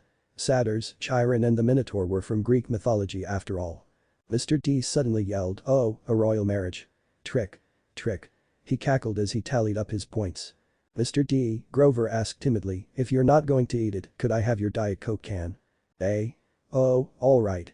Grover bit a huge shard out of the empty aluminium can and chewed it mournfully. "Wait," I told Chiron. "You're telling me that gods really exist?" "Yes, quite. The gods we discussed in Latin class." "Zeus," I said. "Hera. Apollo. You mean them." And there it was again, distant thunder on a cloudless day. "Young man," said Mr. D, "I would really be less casual about throwing those names around if I were you." "Right," I said. "Names have power and all that." "Goody," Mr. D sarcastically said. "The mortal's ears work." I wasn't liking Mr. D much, but there was something about the way he called me mortal, as if he wasn't. Heck, the way things were going, he probably wasn't. Percy, Chiron said, you may choose to believe or not, but the fact is that immortal means immortal. Can you imagine that for a moment, never dying? Never fading? Existing, just as you are, for all time? You mean, whether people believed in you or not, I said. Exactly, Chiron agreed. If you were a god, how would you like being called a myth, an old story to explain lightning? What if I told you, Perseus Jackson, that someday people would call you a myth, just created to explain how little boys can get over losing their mothers? My heart pounded. He was trying to make me angry for some reason, but I wasn't going to let him. I said, I wouldn't like it. Mr. D waved his hand, and a goblet appeared on the table, as if the sunlight had bent, momentarily, and woven the air into glass. The goblet filled itself with red wine. Mr. D, Chiron warned, your restrictions. Mr. D looked at the wine in feigned surprise. Hear me? He looked at the sky and yelled, old habits. Sorry. More thunder. Mr. D waved his hand again, and the wineglass changed into a fresh can of Diet Coke. He sighed unhappily, popped the top of the soda, and went back to his card game. Chiron winked at me. Mr. D offended his father a while back, took a fancy to a wood nymph who had been declared off limits. Yes, Mr. D said. Father loves to punish me. The first time, prohibition. Ghastly. Absolutely horrid 10 years. The second time, well, she really was pretty and I couldn't stay away the second time, he sent me here. Half-Blood Hill. Summer camp for brats like you. Be a better influence, he told me. Work with youths rather than tearing them down. Ha. Absolutely unfair. And your father would be, I cautiously asked. I immortales, Chiron, Mr. D said. I thought you taught this boy the basics. My father is Zeus, of course. I ran through D names from Greek mythology. Wine. The skin of a tiger. The satyrs that all seemed to work here. The way Grover cringed as if Mr. D were his master. You're Dionysus, I said. The god of wine. Mr. D rolled his eyes. What do they say these days, Grover? Well, duh. Why yes, Mr. D. Then, well, duh. Percy Jackson. Did you think I was Aphrodite, perhaps? He said, looking straight at me. And no, sir. He turned back to his card game. I believe I win. Not quite, Mr. D, Chiron said. He set down a straight, tallied the points, and said, the game goes to me. I thought Mr. D was going to vaporize Chiron, but he just sighed through his nose, as if he were used to being beaten by the Latin teacher. He got up, and Grover rose, too. I'm tired, Mr. D said. I believe I'll take a nap before the sing-along tonight. But first, Grover, we need to talk, again, about your less than ideal performance on this assignment. Grover's face beaded with sweat. Why yes sir. Mr. D turned to me. Cabin 11 Jackson. And mind your manners. He swept into the farmhouse, Grover following miserably. Will Grover be okay, eh? I asked Chiron. Chiron nodded, though he looked a bit troubled. Old Dionysus isn't really mad. He just hates his job. He's been grounded, I guess you would say, and he can't stand waiting another century before he's allowed to go back to Olympus. Mount Olympus, I said. Is there really a palace there? Well, there's Mount Olympus in Greece. And then there's the home of the gods, the convergence point of their powers, which did indeed used to be on Mount Olympus. It's still called Mount Olympus, out of respect to the old ways, but the palace moves, Percy, just as the gods do. You mean the Greek gods are here in America? Certainly. The gods move with the heart of the West. You've lost me. Now, Percy. What you call Western civilization. Do you think it's just an abstract concept? No, it's a living force. A collective consciousness that has burned bright for thousands of years. The gods are part of it. You might even say they are the source of it, or at least, they are tied so tightly to it that they couldn't possibly fade, not unless all of Western civilization were obliterated. The fire started in Greece. Then, as you well know or as I hope you know, since you passed my course the heart of the fire moved to Rome, and so did the gods. Oh, different names, perhaps Jupiter for Zeus, Venus for Aphrodite, and so on, but the same forces, the same gods. I thought they disappeared. Disappear? No. Did the West disappear? The gods simply moved to Germany, to France, to Spain, for a while. Wherever the flame was brightest, the gods were there. They spent several centuries in England. All you need to do is look at the architecture. People do not forget the gods. Every place they've ruled for the last 3,000 years, you can see them in paintings, in statues, on the most important buildings. And yes, Percy, of course they are now in your United States. Look at your symbol, the eagle of Zeus. Look at the statue of Prometheus and Rockefeller. Enter the Greek facades of your government buildings in Washington. I defy you to find any American city where the Olympians are not prominently displayed in multiple places. Like it or not, and believe me, plenty of people weren't very fond of Rome, either. America is now the heart of the flame. It is the great power of the West.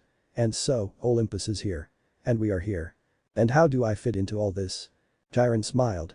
He shifted his weight as if he were going to get up out of his wheelchair. And then he did rise from his wheelchair. But there was something odd about the way he did it. His blanket fell away from his legs, but the legs didn't move. His waist kept getting longer, rising above his belt. At first, I thought he was wearing white velvet underwear, but as he kept rising out of the chair, taller than any man, I realized that the velvet underwear wasn't underwear. It was the front of an animal, muscle and sinew under coarse white fur. And the wheelchair wasn't a chair. It was some kind of container, an enormous box on wheels, and it must have been magic because there's no way it could have held all of him. A leg came out, long and knobby-kneed, with a huge polished hoof. Then another front leg, then hindquarters, and then the box was empty, nothing but a metal shell with a couple of fake human legs attached. What a relief, the centaur said. I'd been cooped up in there so long, my fetlocks had fallen asleep. Now, come Percy Jackson. Let's meet the other campers. Chapter 7. I become Supreme Lord of the Bathroom. 6. I become Supreme Lord of the Bathroom. Once I got over the fact that my Latin teacher was half horse, we had a nice tour. We passed a volleyball pit. Several of the campers nudged each other. One pointed to the minotaur horn I was carrying and said, "That's him." I looked back at the farmhouse. It was a lot bigger than I thought, 4 stories tall with sky blue with white trim. I was checking out the brass eagle weather vane on top when something caught my eye, a shadow in the uppermost window of the attic gable. Something had moved the curtain just for a second and I got to realized I was being watched. "What's up there?" I asked Chiron. He looked where I was pointing and his smile faded. "Just the attic." "Somebody lives there?" "No," he said with finality. "Not a single living thing." "Well, that's not ominous at all." "Come along, Percy," Chiron said, his light-hearted tone now forced. "Lots to see." Chiron told me the camp grew crops for export to New York restaurants and Mount Olympus. "It pays our expenses," he explained. "And the strawberries take almost no effort." He said Mr. D had this effect on fruit-bearing plants. They just went crazy when he was around. It worked best with wine grapes, but Mr. D was restricted from growing those, so they grew strawberries instead. I watched a satyr playing his pipe. His music was causing lines of bugs to leave the strawberry patch in every direction. I wondered if Grover could work that kind of magic with music. I wondered if he was still inside the farmhouse, getting chewed out by Mr. D. "Grover won't get in too much trouble, right?" I asked Chiron. "He was a good protector." Chiron sighed. "Grover has big dreams, Percy. Perhaps bigger than are reasonable. To reach his goal, he must first demonstrate great courage by succeeding as a keeper, finding a new camper, and bringing him safely to Half-Blood Hill. But he did do that." "I might agree with you," Chiron said. "But it is not my place to judge. Dionysus and the Council of Cloven Elders must decide. I'm afraid they might not see this assignment as a success. After all, Grover lost you in New York. Then there's the unfortunate fate of your mother. He'll get a second chance, won't he?" Chiron winced. "I'm afraid that was Grover's second chance, Percy. The council was not anxious to give him another, either, after what happened the first time, 5 years ago. Olympus knows, I advised him to wait longer before trying again. He's still so small for his age." "How old is he?" "Oh, 28. "Say what now? How was he in the 6th grade then?" "Satyrs mature half as fast as humans, Percy. Grover has been the equivalent of a middle school student for the past 6 years." "That must suck," I shuddered. Puberty in general was quite an ordeal, same deal with double the time was just scary. "Quite," Chiron agreed. "At any rate, Grover is a late bloomer, even by satyr standards, and not yet very accomplished at woodland magic. Alas, he was anxious to pursue his dream. Perhaps now he will find some other career." "That's not fair," I said. "I'm sure whatever happened the first time couldn't be that bad." Chiron looked away quickly. "Let's move along to the woods now, shall we?" As we got closer, I realized how huge the forest was. It took up at least a quarter of the valley, with trees so tall and thick, I felt like I was at the forest of death again. Chiron said, "The woods are stocked if you care to try your luck, but go armed." "Do people go there often to train?" I asked. "You'll see. Capture the Flag is Friday night. Do you have your own sword and shield?" "I just got here, sir." "Fair enough," Chiron said. "I think a size 5 will do though. I'll visit the armory later."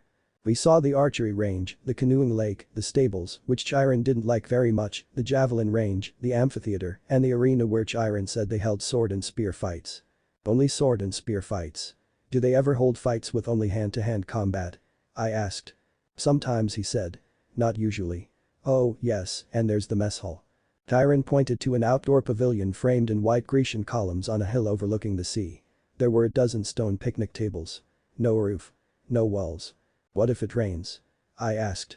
Chiron looked at me as if I'd gone a little weird. We still have to eat, don't we? Keep your secrets, I guess. Finally, he showed me the cabins. They were arranged in a U, with 2 at the base and 5 in a row on either side. And they were without doubt the most bizarre collection of buildings I'd ever seen. Except for the fact that each had a large brass number above the door, odds on the left side, evens on the right, they looked nothing alike. Number 9 had smokestacks. 4 had tomato vines on the walls and a roof made out of grass. 7 seemed to be made of solid gold, which gleamed so much in the sunlight it was almost impossible to look at. They all faced a commons area about the size of a soccer field, dotted with Greek statues, fountains, flower beds, and a couple of basketball hoops, which I definitely had to check out later. In the center of the field was a huge fire pit. Even though it was a warm afternoon, the hearth smoldered. A girl about 9 years old was tending the flames, poking the coals with a stick. I stopped in my tracks as I saw the aura she was radiating. It was warm, and I suddenly felt like sitting there and roasting some marshmallows. I subconsciously walked to her, not even noticing that Chiron was frozen mid-step. Even the birds were frozen mid-flight. I was already sitting beside her when I snapped out of the daze, the aura covering me like a blanket. Hello, I said. The girl spun around to face me, looking genuinely surprised before smiling, looking genuinely overjoyed to be talking to me.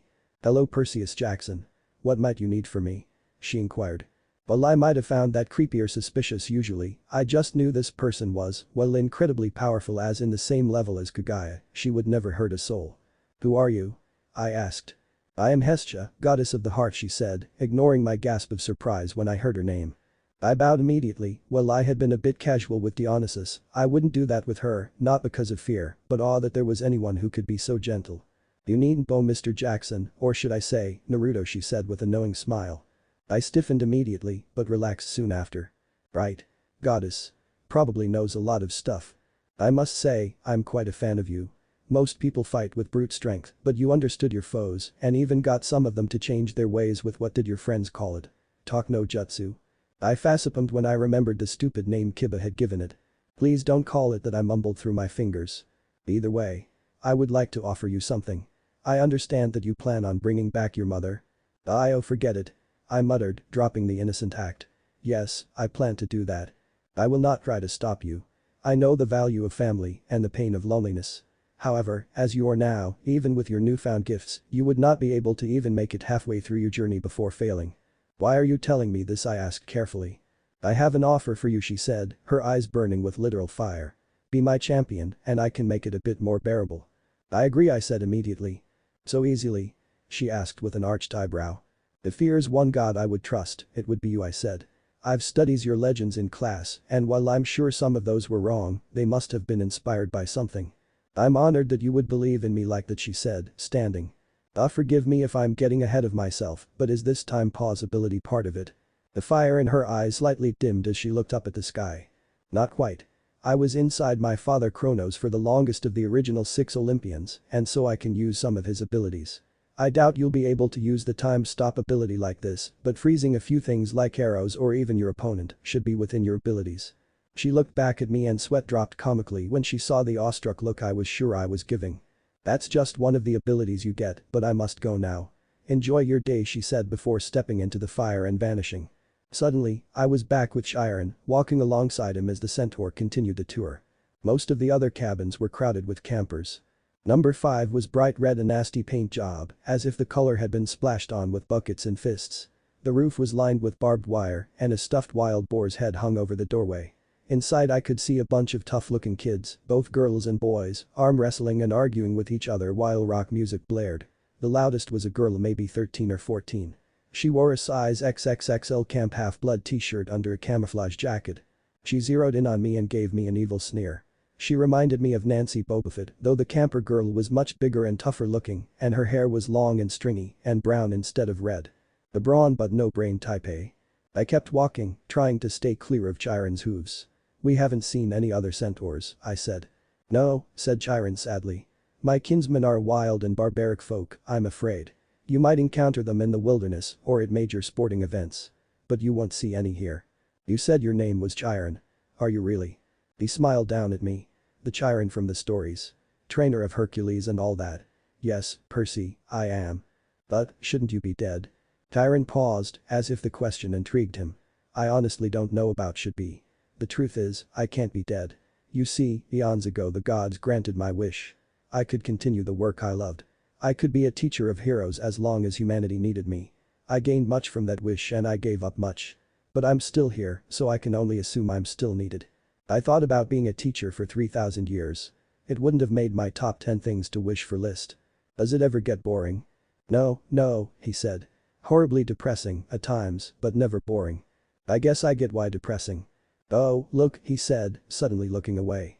Annabeth is waiting for us. The blonde girl I'd met at the big house was reading a book in front of the last cabin on the left, number 11. When we reached her, she looked me over critically, like she was still thinking about how much I drooled. I tried to see what she was reading, but I couldn't make out the title. I thought my dyslexia was acting up. Then I realized the title wasn't even English. The letters were in Greek. There were pictures of temples and statues and different kinds of columns, like those in an architecture book. Annabeth, Chiron said, I have master's archery class at noon. Would you take Percy from here? Yes sir. Cabin 11, Chiron told me, gesturing toward the doorway. Make yourself at home. Out of all the cabins, 11 looked the most like a regular old summer camp cabin, with the emphasis on old. The threshold was worn down, the brown paint peeling. Over the doorway was one of those doctor's symbols, a winged pole with 2 snakes wrapped around it. Inside, it was packed with people, both boys and girls, way more than the number of bunk beds with sleeping bags were spread all over on the floor. Chiron didn't go in. The door was too low for him. But when the campers saw him they all stood and bowed respectfully. Well, then, Chiron said. Good luck, Percy. I'll see you at dinner. He galloped away toward the archery range. I stood in the doorway, looking at the kids. They weren't bowing anymore. They were staring at me, sizing me up. I knew this routine. I'd gone through it so many times I didn't even bat an eye. Well? Annabeth prompted. Go on. I walked calmly though the doorway and raised a hand in greeting. Annabeth announced, Percy Jackson, meet cabin 11. Regular or undetermined? Somebody asked. I didn't know what to say, but Annabeth said, undetermined. Everybody groaned. The guy who was a little older than the rest came forward. Now, campers. That's what we're here for. Welcome Percy. You can have that spot on the floor, right over there. The guy was about 19 and he looked pretty cool. He was tall and muscular, with short cropped sandy hair and a friendly smile. He wore an orange tank top, cutoffs, sandals, and a leather necklace with 5 different colored clay beads. The only thing unordinary about his appearance was a thick white scar that ran from just beneath his right eye to his jaw, like an old knife slash. This is Luke, Annabeth said, and her voice sounded different somehow. I glanced over and saw that she was blushing. Well, that's interesting. She saw me looking, and her expression hardened again. He's your counselor for now. For now? I asked. You're undetermined, Luke explained patiently. They don't know what cabin to put you in, so you're here. Cabin 11 takes all newcomers, all visitors. Naturally, we would. Hermes, our patron, is the god of travelers. I looked at the tiny section of floor they'd given me. I had nothing to put there to mark it as my own, no luggage, no clothes, no sleeping bag. Just the Minotaur's horn. I thought about setting that down, but then I remembered that Hermes was also the god of thieves. I looked around at the campers' faces, some sullen and suspicious, some grinning stupidly, some eyeing me as if they were waiting for a chance to pick my pockets. How long will I be here? I asked. Good question, Luke said. Until you're determined. I'm guessing that there's no way of knowing how long that takes. The campers all snickered. Come on, Annabeth told me. I'll show you the volleyball court. I've already seen it but sure. Come on. She grabbed my wrist and dragged me outside.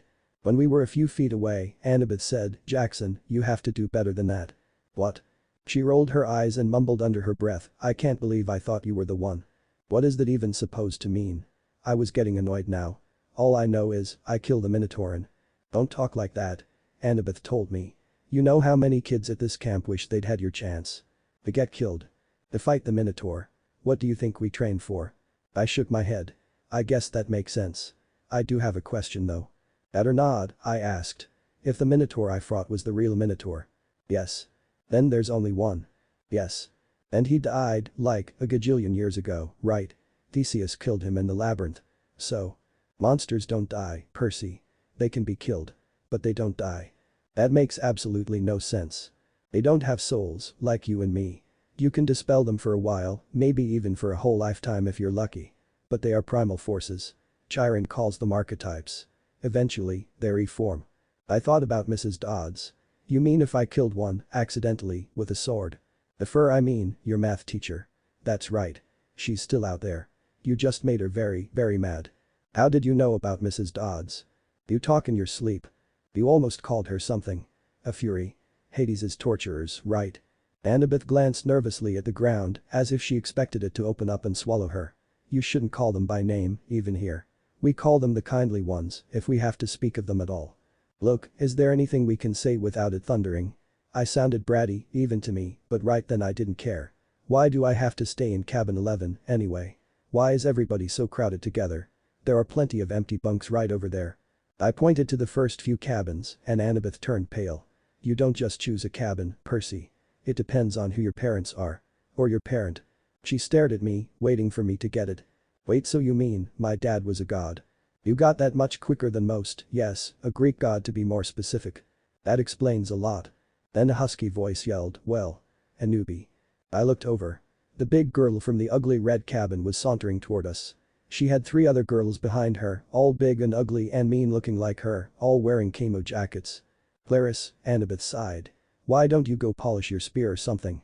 Sure, Miss Princess, the big girl said. So, I can run you through with it Friday night. Eres Caracas. Annabeth said, which I somehow understood was Greek for go to the crows. Though I had a feeling it was a worse curse than it sounded. You don't stand a chance. We'll pulverize you, Clara said, but her eye twitched.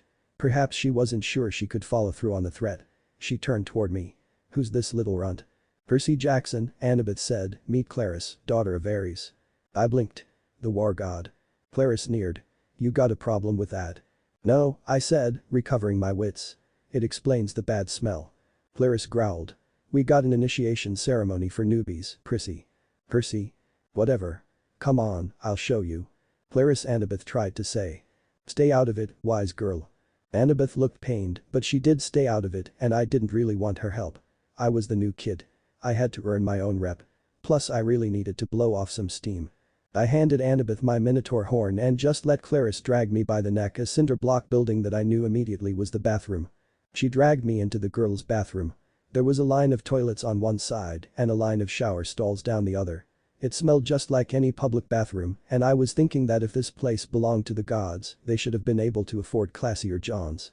Clarice's friends were all laughing and I was just looked at them, bored. Like he's big 3 material, Clarice said as she pushed me toward one of the toilets. Yeah, right. Minotaur probably fell over laughing, he was so stupid looking. Her friend snickered. Annabeth stood in the corner, watching through her fingers. Clarice bent me over on my knees and started pushing my head toward the toilet bowl. It reeked like rusted pipes and, well, like what goes into toilets. I immediately decided that my nose did not appreciate the smell and did a backflip, kicking her head into the toilet bowl instead. She pulled her head out immediately, furiously charging at me. Then something happened. I felt a familiar tug in the pit of my stomach. I felt the water burst out of the pipes and somehow managed to direct it to Clarice and her goons, but made sure me and Annabeth were dry. The showers acted up too, and together all the fixtures sprayed the camouflage girls right out of the bathroom, spinning them around like pieces of garbage being washed away. As soon as they were out the door, I felt the tug in my gut lessen and the water shut off as quickly as it had started. The entire bathroom was flooded. Annabeth had been spared. She was completely dry and was standing in exactly the same place, staring at me in shock. I stood up, my legs shaky. Annabeth said, how did you? That feeling, I guess. We walked to the door. Outside, Clarice and her friends were sprawled in the mud and a bunch of other campers had gathered around to gawk. Clarice's hair was flattened across her face. Her camouflage jacket was sopping and she smelled like sewage. She gave me a look of absolute hatred. You are dead, new boy. You are totally dead. Funny, I don't feel dead. Her friends had to hold her back. They dragged her toward cabin 5 while the other campers made way to avoid her flailing feet. Annabeth stared at me. I couldn't tell whether she was just grossed out or surprised that I could control toilets. What? I demanded. What are you thinking? I'm thinking, she said, that I want you on my team for Capture the Flag. Chapter 8. My dinner goes up in smoke. 7. My dinner goes up in smoke. Annabeth showed me a few more places. The metal shop where a couple of guys were forging their own swords, the arts and crafts room where satyrs were sandblasting a giant marble statue of a goat man, and the climbing wall, which actually consisted of 2 facing walls that shook violently, dropped boulders, sprayed lava, and clashed together if you didn't get to the top fast enough. Finally, we returned to the canoeing lake where the trail led back to the cabins. I've got training to do, Annabeth said flatly. Dinner's at 7:30. Just follow your cabin to the mess hall. Alright then, have fun I guess. You need to talk to the Oracle, she said suddenly. The who? Not who. What? The Oracle. I'll ask Chiron. Because that makes sense.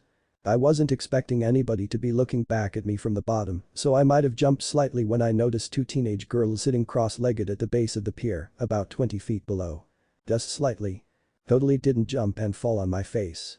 They wore blue jeans and shimmering green t-shirts, and their brown hair floated loose around their shoulders as minnows darted in and out.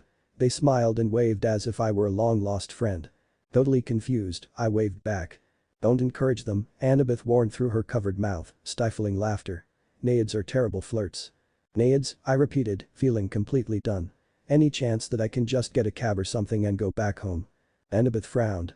Don't you get it, Percy? You're home. This is the only safe place on Earth for kids like us. You mean, magic kids? I mean not human. Not totally human, anyway. Half human. Half human and half. I think you know. Odd, I sighed. Of course it is. Annabeth nodded. Your father isn't dead, Percy.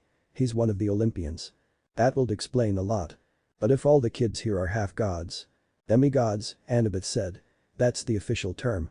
Or half-bloods. Who's your parent, then? Cabin 6. For the last time, I just got here so you're gonna have to elaborate. Annabeth straightened. Athena. Goddess of wisdom and battle. Okay, I thought. That's kinda cool. And any idea who my dad might be? Undetermined, Annabeth said, like I told you before. Nobody knows. Except my mother. She knew. Maybe not, Percy. Gods don't always reveal their identities. My dad would have. If there's one thing I'm sure of it's that he loved her. Annabeth gave me a cautious look. Maybe you're right. Maybe he'll send a sign. That's the only way to know for sure. Your father has to send you a sign claiming you as his son. Sometimes it happens. Meaning sometimes it doesn't. Annabeth ran her palm along the rail. The gods are busy. They have a lot of kids and they don't always sometimes they don't care about us, Percy. They ignore us. I thought about some of the kids I'd seen in the Hermes cabin, teenagers who looked sullen and depressed. I knew kids like that at Yancey Academy, shuffled off to boarding school by rich parents who didn't have the time to deal with them. So, I'm stuck here, I said. That's it. I don't want to spend my life in the same place. It depends, Annabeth said. Some campers only stay the summer. If you're a child of Aphrodite or Demeter, you're probably not a real powerful force. The monsters might ignore you, so you can get by with a few months of summer training and live in the mortal world the rest of the year. But for some of us, it's too dangerous to leave. We're year-rounders. In the mortal world, we attract monsters. They sense us. They come to challenge us. Most of the time, they'll ignore us until we're old enough to cause trouble about 10 or 11 years old, but after that, most demigods either make their way here or they get killed off. A few manage to survive in the outside world and become famous. Believe me, if I told you the names, you'd know them. Some don't even realize they're demigods. But very, very few are like that. So, monsters can't get in here. Annabeth shook her head. Not unless they're intentionally stalked in the woods or specially summoned by somebody on the inside. Why would anybody want to summon a monster? Practice fights. Practical jokes. Whoever's playing pranks like that is someone I have gotta befriend. The point is, the borders are sealed to keep mortals and monsters out. From the outside, mortals look into the valley and see nothing unusual, just a strawberry farm. So, you're a year-rounder? Annabeth nodded. From under the collar of her t-shirt, she pulled a leather necklace with 5 clay beads of different colors. It was just like Luke's, except Annabeth's also had a big gold college ring strung on it. I've been here since I was 7, she said. Every August, on the last day of summer session, you get a bead for surviving another year. I've been here longer than most of the counselors, and they're all in college. So I could just walk out of here right now if I wanted to. It would be suicide, but you could, with Mr. D's or Chiron's permission. But they wouldn't give permission until the end of the summer session unless… Unless what? You were granted a quest. But that hardly ever happens. The last time. Her voice trailed off. I could tell from her tone that the last time hadn't gone well. Back in the sick room, I said, when you were feeding me that stuff. Ambrosia. Yeah, that. You said something about the summer solstice. Annabeth tensed. So, you do know something. Not exactly. Back at my old school, I overheard Grover and Chiron talking about it. Grover mentioned the summer solstice. He said that we don't have enough time because of some deadline. Any idea what that meant? She clenched her fists. I wish I knew. Chiron and the satyrs, they know, but they won't tell me. Something is wrong in Olympus, something pretty major. Last time I was there, everything seemed so normal. Well, that suspy, did she just say she's been to Olympus? You've been to Olympus? Some of us year-rounders, Luke and Clarice and I and a few others, we took a field trip during winter solstice. That's when the gods have their big annual council. How do you even get there? The Long Island Railroad, of course. You get off at Penn Station. Empire State Building, special elevator to the 600th floor. She looked at me like she was sure I must know this already. You are a New Yorker, right? As far as I knew, there were only 102 floors in the Empire State Building, but I decided not to point that out. Right after we visited, Annabeth continued, the weather got weird, as if the gods had started fighting. A couple of times since, I've overheard satyrs talking. The best I can figure out is that something important was stolen. And if it isn't returned by summer solstice, there's going to be trouble. When you came, I was hoping Athena can get along with just about anybody, except for Ares. And of course, she's got the rivalry with Poseidon. But, aside from that, I thought we could work together. I thought you might know something. I shook my head. I wished I could help her, but I was way too new to all this to do anything. I've got to get a quest, Annabeth muttered to herself. I'm not too young. If they would just tell me the problem. I could smell barbecue smoke coming from somewhere nearby. Annabeth must have heard my stomach growl. She told me to go on and that she'd catch me later. Back at cabin 11, everybody was talking and horsing around, waiting for dinner. I noticed that a lot of the campers had similar features. Sharp noses, upturned eyebrows, mischievous smiles.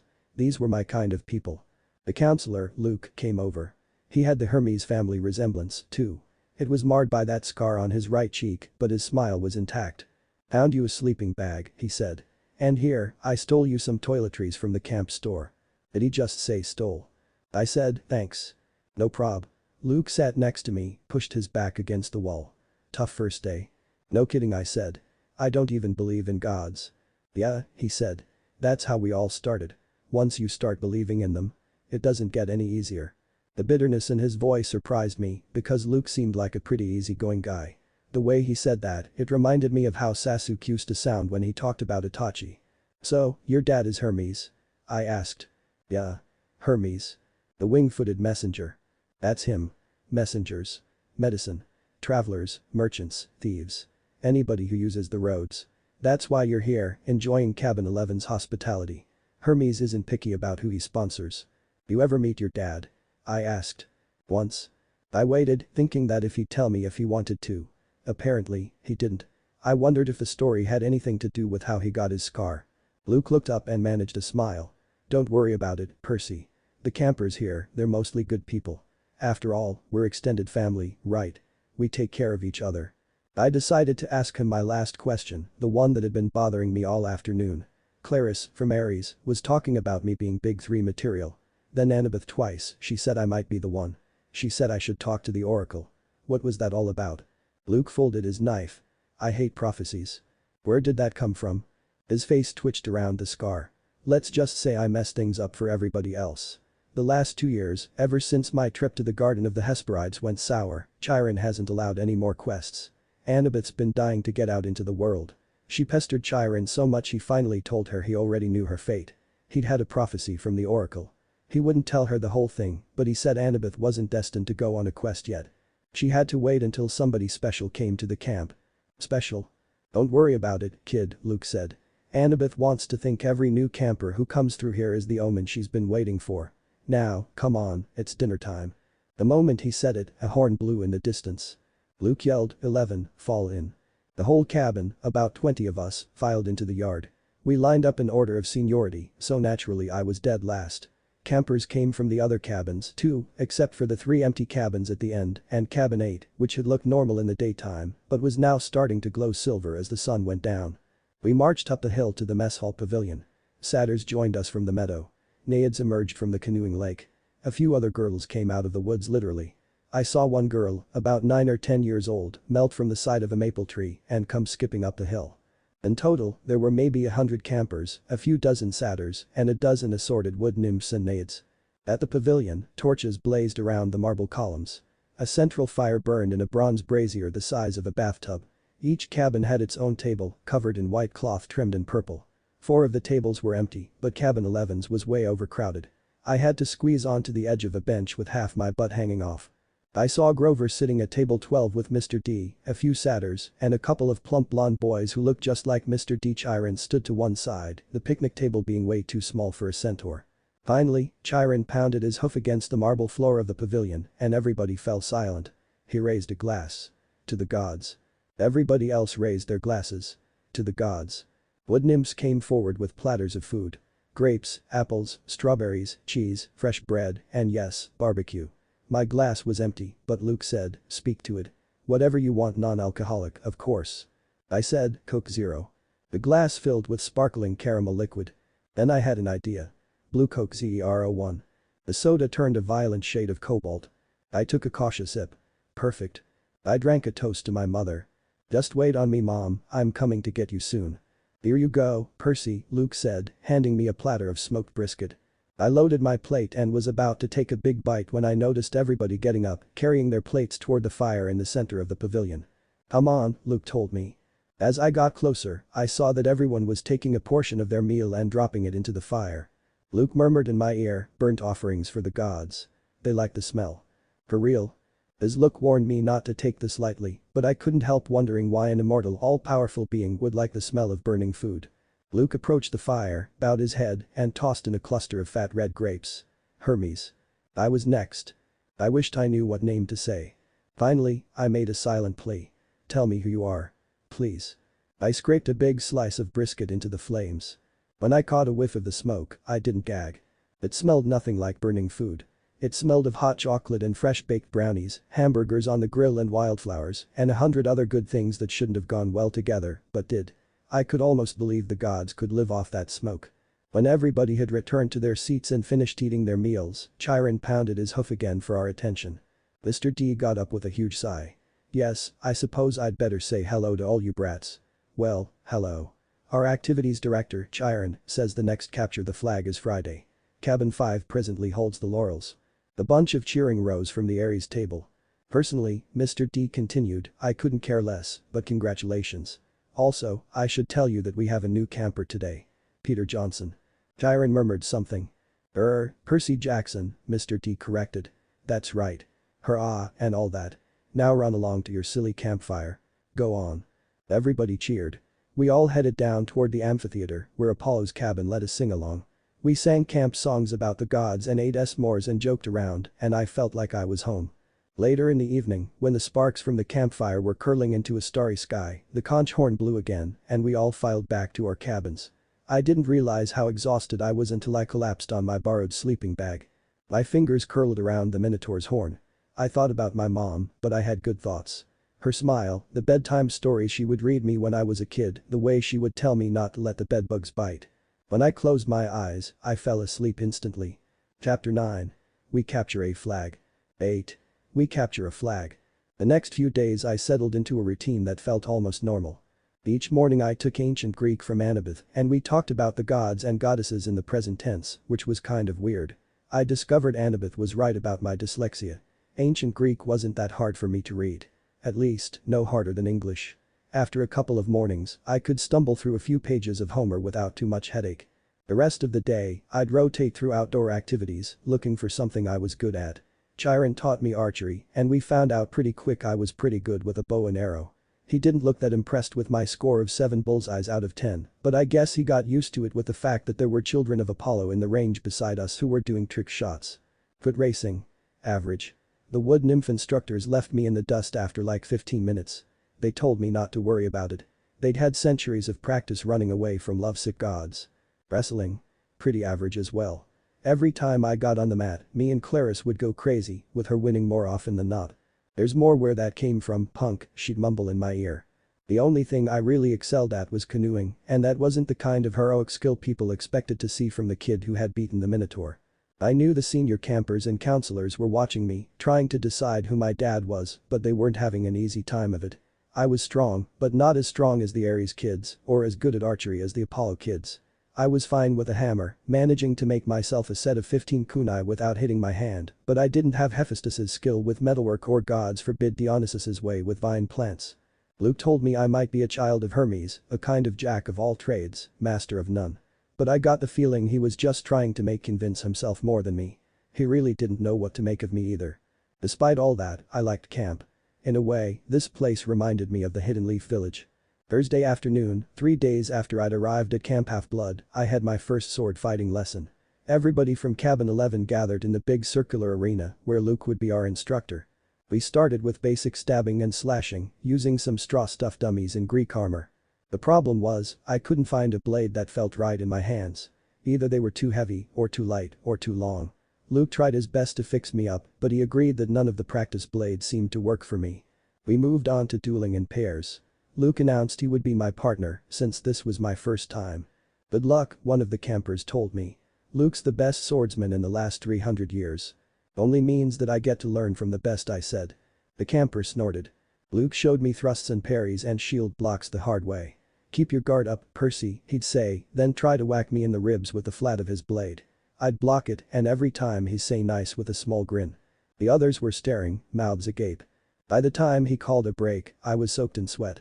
Everybody swarmed the drinks cooler. Luke poured ice water on his head, which looked like such a good idea. I did the same. Instantly, I felt better. Strength surged back into my arms. The sword didn't feel so heavy. Okay, everybody circle up. Luke ordered. If Percy doesn't mind, I want to give you a little demo. Great, I thought. New moves for me. The Hermes guys gathered around. They were suppressing smiles. I figured they'd been in my shoes before and couldn't wait to see how Luke used me for a punching bag. He told everybody he was going to demonstrate a disarming technique. How to twist the enemy's blade with the flat of your own sword so that he had no choice but to drop his weapon. I knew how to do that before I was 17, courtesy of Tenton. This is difficult, he stressed. I've had it used against me. No laughing at Percy, now. Most swordsmen have to work years to master this technique. Got that right, even with clones it took me like a month to master swordsmanship, but after zero practice for 12 years and being in a different body, I was bound to mess up some way or the other. He demonstrated the move on me in slow motion. Sure enough, the sword clattered out of my hand. Now in real time, he said, after I'd retrieved my weapon. We keep sparring until one of us pulls it off. Ready, Percy? I nodded and Luke came after me. I kept him from getting a shot at the hilt of my sword. My senses opened up. I saw his attacks coming. I countered. I stepped forward and tried a thrust of my own. Luke deflected it easily, but I saw a change in his face. His eyes narrowed and he started to press me with more force. The sword started to feel lighter as adrenaline flowed through my veins and my long-forgotten battle hunger awoke. Swiftly, I did the disarming maneuver. My blade hit the base of Luke's and I twisted, putting my whole weight into a downward thrust. Clang. Luke's sword rattled against the stones. The tip of my blade was an inch from his undefended chest. The other campers were silent. I lowered my sword. Guess I win. For a moment, Luke was too stunned to speak. Then his scarred face broke into a grin. By the gods, Percy, why are you sorry? Show me that again. Again, we clashed, but this time, after a few back and forth, Luke hit my hilt and sent my weapon skidding across the floor. After a long pause, somebody in the audience said, beginner's luck. Luke wiped the sweat off his brow. He appraised at me with an entirely new interest. I doubted, he said. I wonder what Percy could do with a balanced sword. Friday afternoon, I was sitting with Grover at the lake, resting from an easy climb on the climbing wall. Grover had scampered to the top like a mountain goat, but the lava had almost gotten near me. My shirt was fine, but some of the hair had been singed off my legs. We sat on the pier, watching the naiads do underwater basket weaving, until I asked Grover how his conversation had gone with Mr. D. His face turned a sickly shade of yellow. Fine, he said. Just great. So, your career's still on track. He glanced at me nervously. Chiranti told you I want a searcher's license. Well no. He just said you had big plans and that you needed credit for completing a keeper's assignment. So did you get it? Grover looked down at the naiads. Mr. D suspended judgment. He said I hadn't failed or succeeded with you yet, so our fates were still tied together. If you got a quest and I went along to protect you and we both came back alive, then maybe he'd consider the job complete. My spirits lifted. Well, that's not so bad, right? La ha ha. He might as well have transferred me to stable cleaning duty. The chances of you getting a quest, and even if you did, why would you want me along? Of course, I'd want you along. Grover stared glumly into the water. Basket weaving must be nice to have a useful skill.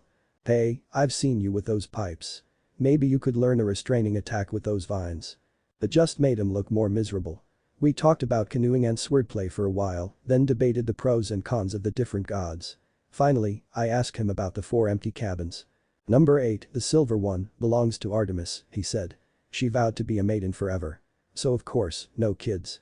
The cabin is, you know, honorary. If she didn't have one, she'd be mad. Yeah, okay. But the other three, the ones at the end. Are those the big three? Grover tensed. We were getting close to a touchy subject. No. One of them, number 2, is Hera's, he said. That's another honorary thing. She's the goddess of marriage, so of course she wouldn't go around having affairs with mortals. That's her husband's job. When we say the big three, we mean the 3 powerful brothers, the sons of Kronos. Zeus, Poseidon, Hades. Right. You know. After the great battle with the Titans, they took over the world from their dad and drew lots to decide who got what. Zeus got the sky, I remembered. Poseidon the sea, Hades the underworld. Aha. How come Hades doesn't have a cabin here? He doesn't have a throne on Olympus, either. He sort of does his own thing down in the underworld. If he did have a cabin here, Grover shuddered. Well, it wouldn't be pleasant. Let's leave it at that. Well, that's not nice. But Zeus and Poseidon, they both had, like, a billion kids in the myths. Why are their cabins empty? Grover shifted his hooves uncomfortably. About 60 years ago, after World War II, the big three agreed they wouldn't sire any more heroes. Their children were just too powerful. They were affecting the course of human events too much, causing too much carnage. World War II, you know, that was basically a fight between the sons of Zeus and Poseidon on one side and the sons of Hades on the other. The winning side, Zeus and Poseidon, made Hades swear an oath with them. No more affairs with mortal women. They all swore on the river Styx. Thunder boomed. That's the most serious oath you can make. Grover nodded. And the brothers kept their word. Grover's face darkened. 17 years ago, Zeus fell off the wagon. There was this TV starlet with a big fluffy 80s hairdo, he just couldn't help himself. When their child was born, a little girl named Thalia, well, the river Styx is serious about promises. Zeus himself got off easy because he's immortal, but he brought a terrible fate on his daughter. But that isn't fair. It wasn't the little girl's fault. Grover hesitated. Percy, children of the big three have powers greater than other half-bloods. They have a strong aura, a scent that attracts monsters. When Hades found out about the girl, he wasn't too happy about Zeus breaking his oath.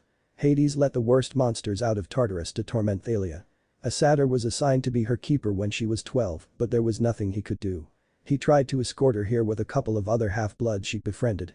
They almost made it. They got all the way to the top of that hill. He pointed across the valley to the pine tree where I'd fought the Minotaur. All 3 kindly ones were after them, along with a horde of hellhounds. They were about to be overrun when Thalia told her satyr to take the other 2 half-bloods to safety while she held off the monsters.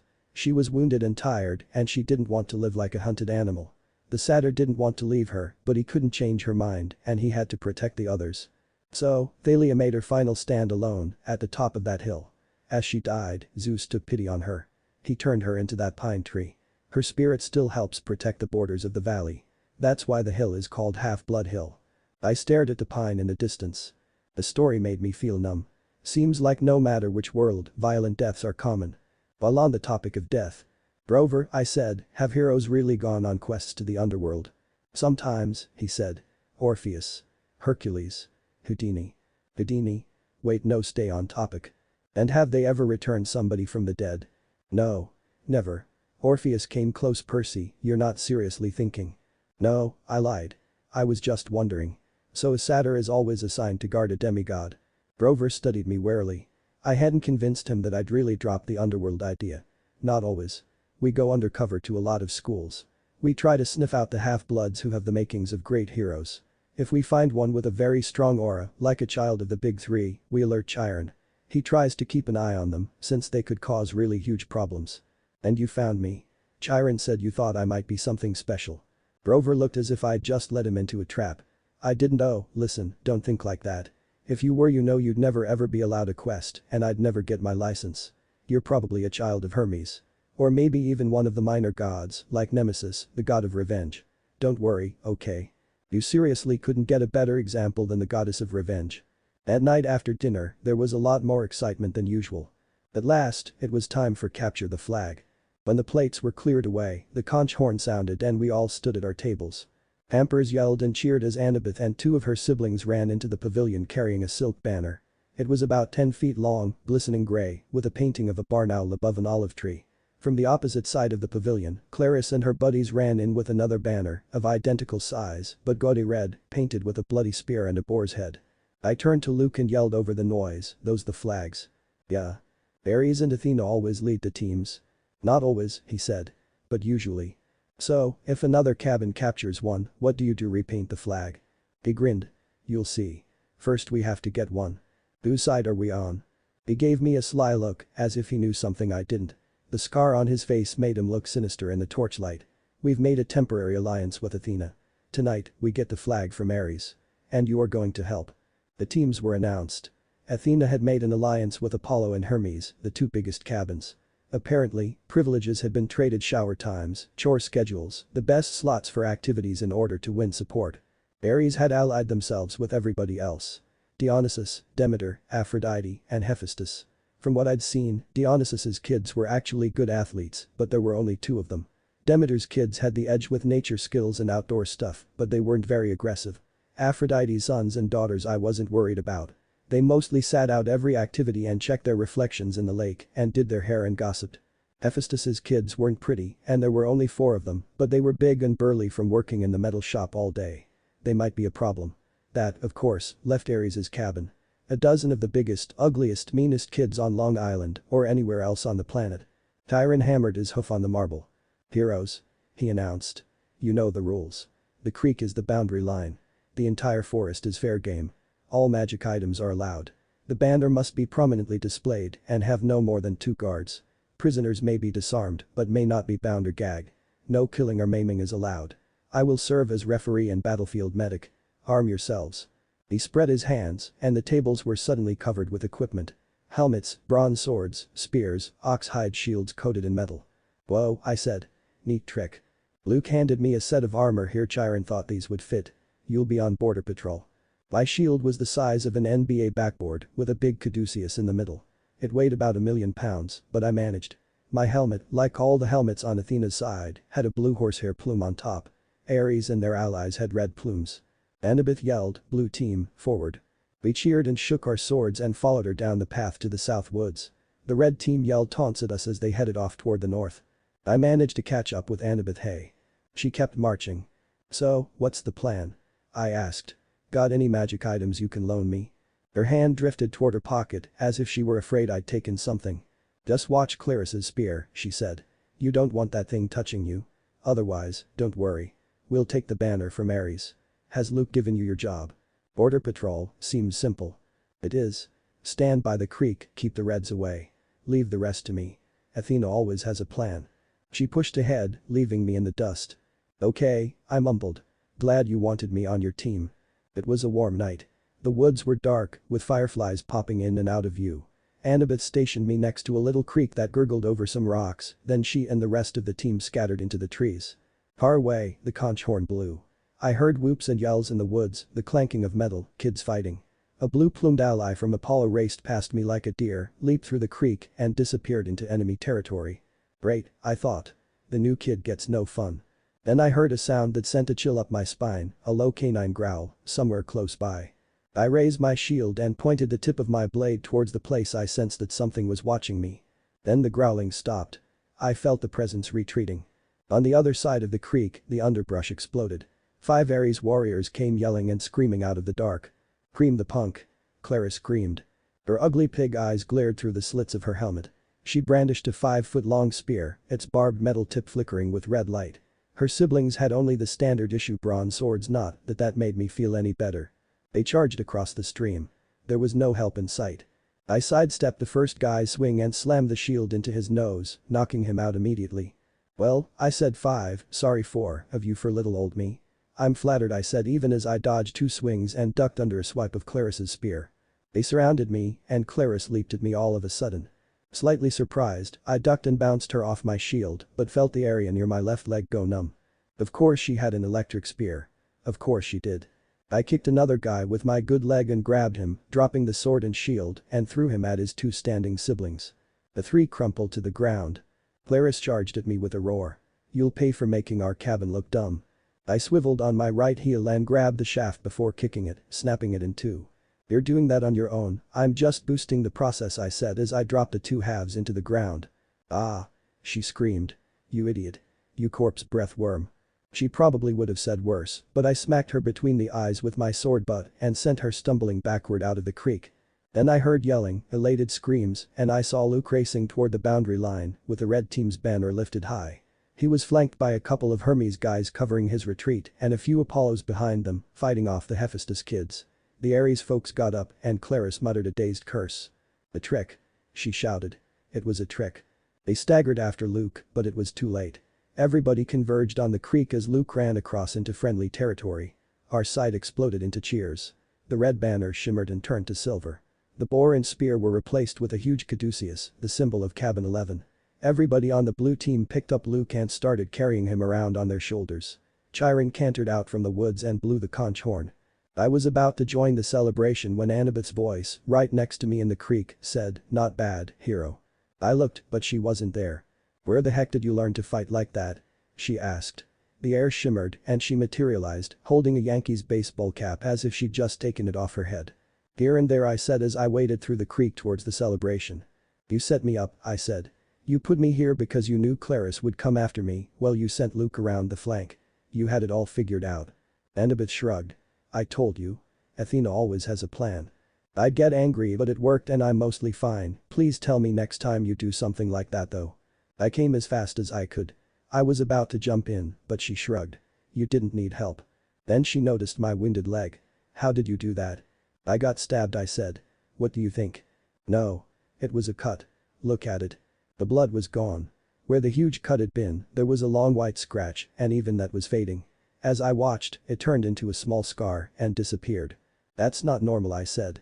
Annabeth was thinking hard. She looked down at my feet, then at Claris's broken spear and said, "Step out of the water, Percy." "What?" "Just do it." I came out of the creek and immediately felt a lot less energetic. My adrenaline rush left me. I almost stumbled and fell, but Annabeth steadied me. "Oh, sticks," she cursed. "This is not good." I didn't want I assumed it would be Zeus. Before I could ask what she meant, I heard that canine growl again, but much closer than before. A howl ripped through the forest. The campers' cheering died instantly. Chiron shouted something in ancient Greek, which I would realize only later I had understood perfectly. "Stand ready. My bow." Annabeth drew her sword. There on the rocks just above us was a black hound the size of a rhino, with lava-red eyes and fangs like daggers. It was looking straight at me. Nobody moved except Annabeth, who yelled, "Percy, run." She tried to step in front of me, but the hound was too fast. It leaped over her onto me. And the sword held in my right hand, which I immediately plunged into where its right lung should be. It fell, dead, before fading into shadows on the ground. Tyrant trotted up next to us, a bow in his hand, his face grim. "Immortales," Annabeth said. "That's a hellhound from the fields of punishment. They're not supposed to." "Someone summoned it," Chiron said. "Someone inside the camp." Luke came over, the banner in his hand forgotten, his moment of glory gone. Claris yelled, "It's all Percy's fault. Percy summoned it." "I haven't been here for a week, you crazy." "Calm down, Percy," Chiron said quietly. "You're wounded," Annabeth told me, noticing the scratch on my right hand. "Quick, Percy, get in the water." "If you say so," I said, dragging myself back to the stream. "Chiron, watch this." Instantly, I felt better. I could feel the cuts on my hand closing up. Some of the campers gasped. "Look, I don't know why," I said, sounding exhausted. But they weren't watching my wounds heal. They were staring at something above my head. "Percy," Annabeth said, pointing. By the time I looked up, the sign was already fading, but I could still make out the hologram of green light, spinning and gleaming. A three-tipped spear. A trident. "Your father," Annabeth murmured. "This is really not good." "It is determined," Chiron announced. All around me, campers started kneeling, even the Ares cabin, though they didn't look happy about it. "My father?" I asked, slightly hopeful. "Poseidon," said Chiron. "Earthshaker, Stormbringer, father of horses. Hail, Perseus Jackson, son of the sea god." Chapter 10. I am given a quest. 9. I am given a quest. The next morning, Chiron moved me to cabin 3. I didn't have to share with anybody obviously. I had plenty of room for all my stuff. The Minotaur's horn, one set of spare clothes, and a toiletry bag. And I was absolutely miserable. Just when I'd started to feel accepted I'd been separated out yet again. The other campers avoided me like the plague. Cabin 11 was too scared to have sword class with me after what I'd done to the Claris and her friends in the woods, so my lessons with Luke became one-on-one. "You're going to need all the training you can get," he said. "Now let's try that viper beheading strike again. 50 more repetitions." Annabeth still taught me Greek in the mornings, but she was distracted. After lessons, she would walk away muttering to herself. Quest Poseidon. Dirty rotten got to make a plan. Even Clarice kept her distance, though her looks made it clear she wanted to kill me for breaking her magic spear. I wished she would try something. I'd rather get into fights every day than be ignored. The only people who would even talk to me were Charles Beckendorf from the Hephaestus cabin, who I had fun with, experimenting with different weapons from my old life, and him teaching me how to use more strength, even with a kid body, by twisting my body. I already know how to do that, but it's nice he thought to teach me that, and Michael Yu from the Apollo cabin, who I had kunai throwing competitions with. I say throwing, but half the time it was doing trick shots and making rhymes that were insults to Clarice. I knew someone at camp hated me, how original, because one night I came into my cabin and found a mortal newspaper dropped inside the doorway, a copy of the New York Daily News. I almost went back outside to beat up whoever I saw when I read it. Boy and mother still missing after. Freak car accident. By Eileen Smythe. Sally Jackson and son Percy are still missing 1 week after their mysterious disappearance. The family's badly burned '78 Camaro was discovered last Saturday on a North Long Island road with a roof ripped off and the front axle broken. The car had flipped and skidded for several hundred feet before exploding. Mother and son had gone for a weekend vacation to Montauk but left hastily under mysterious circumstances. Small traces of blood were found in the car and near the scene of the wreck, but there were no other signs of the missing Jacksons. Residents in the rural area reported seeing nothing unusual around the time of the accident. Liz Jackson's husband, Gabe Ugliano, claims that his stepson, Percy Jackson, is a troubled child who has been kicked out of numerous boarding schools and has expressed violent tendencies in the past. Police would not say whether son Percy is a suspect in his mother's disappearance, but they have not ruled out foul play. Below are recent pictures of Sally Jackson and Percy. Police urge anyone with information to call the following toll-free Crime Stoppers hotline. That night, I had my worst dream yet. I was running along the beach in a storm. This time, there was a city behind me, not New York. Down the surf, 2 guys were fighting. They looked like wrestlers with beards and long hair. Both wore Greek tunics, one trimmed in blue, the other in green. They grappled with each other, wrestled, kicked and headbutted, and every time they connected, lightning flashed, the sky grew darker, and the wind rose. I had to stop them. I knew that if they continued something terrible would happen. For some reason, the harder I ran, the stronger the wind got, so it felt like I was running on a very extreme, very windy treadmill. Over the roar of the storm, I could hear the blue-robed one yelling at the green-robed one, "Give it back. Give it back."